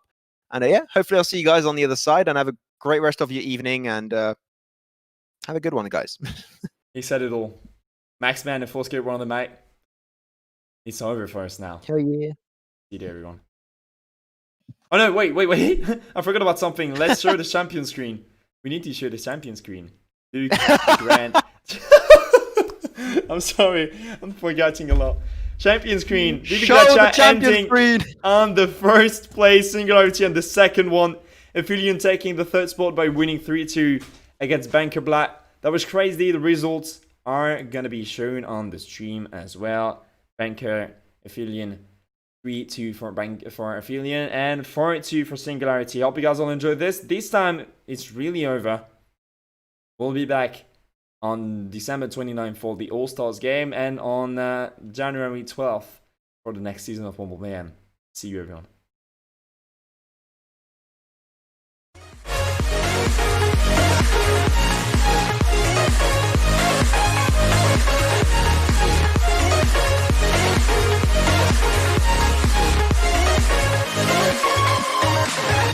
Waste another day, eyes on my display. You say we need a change, and I feel that you mean it. You mean it. But you're so right, we're losing track of time, buying things online, and it's not like we need them. We don't need them. So can we just slow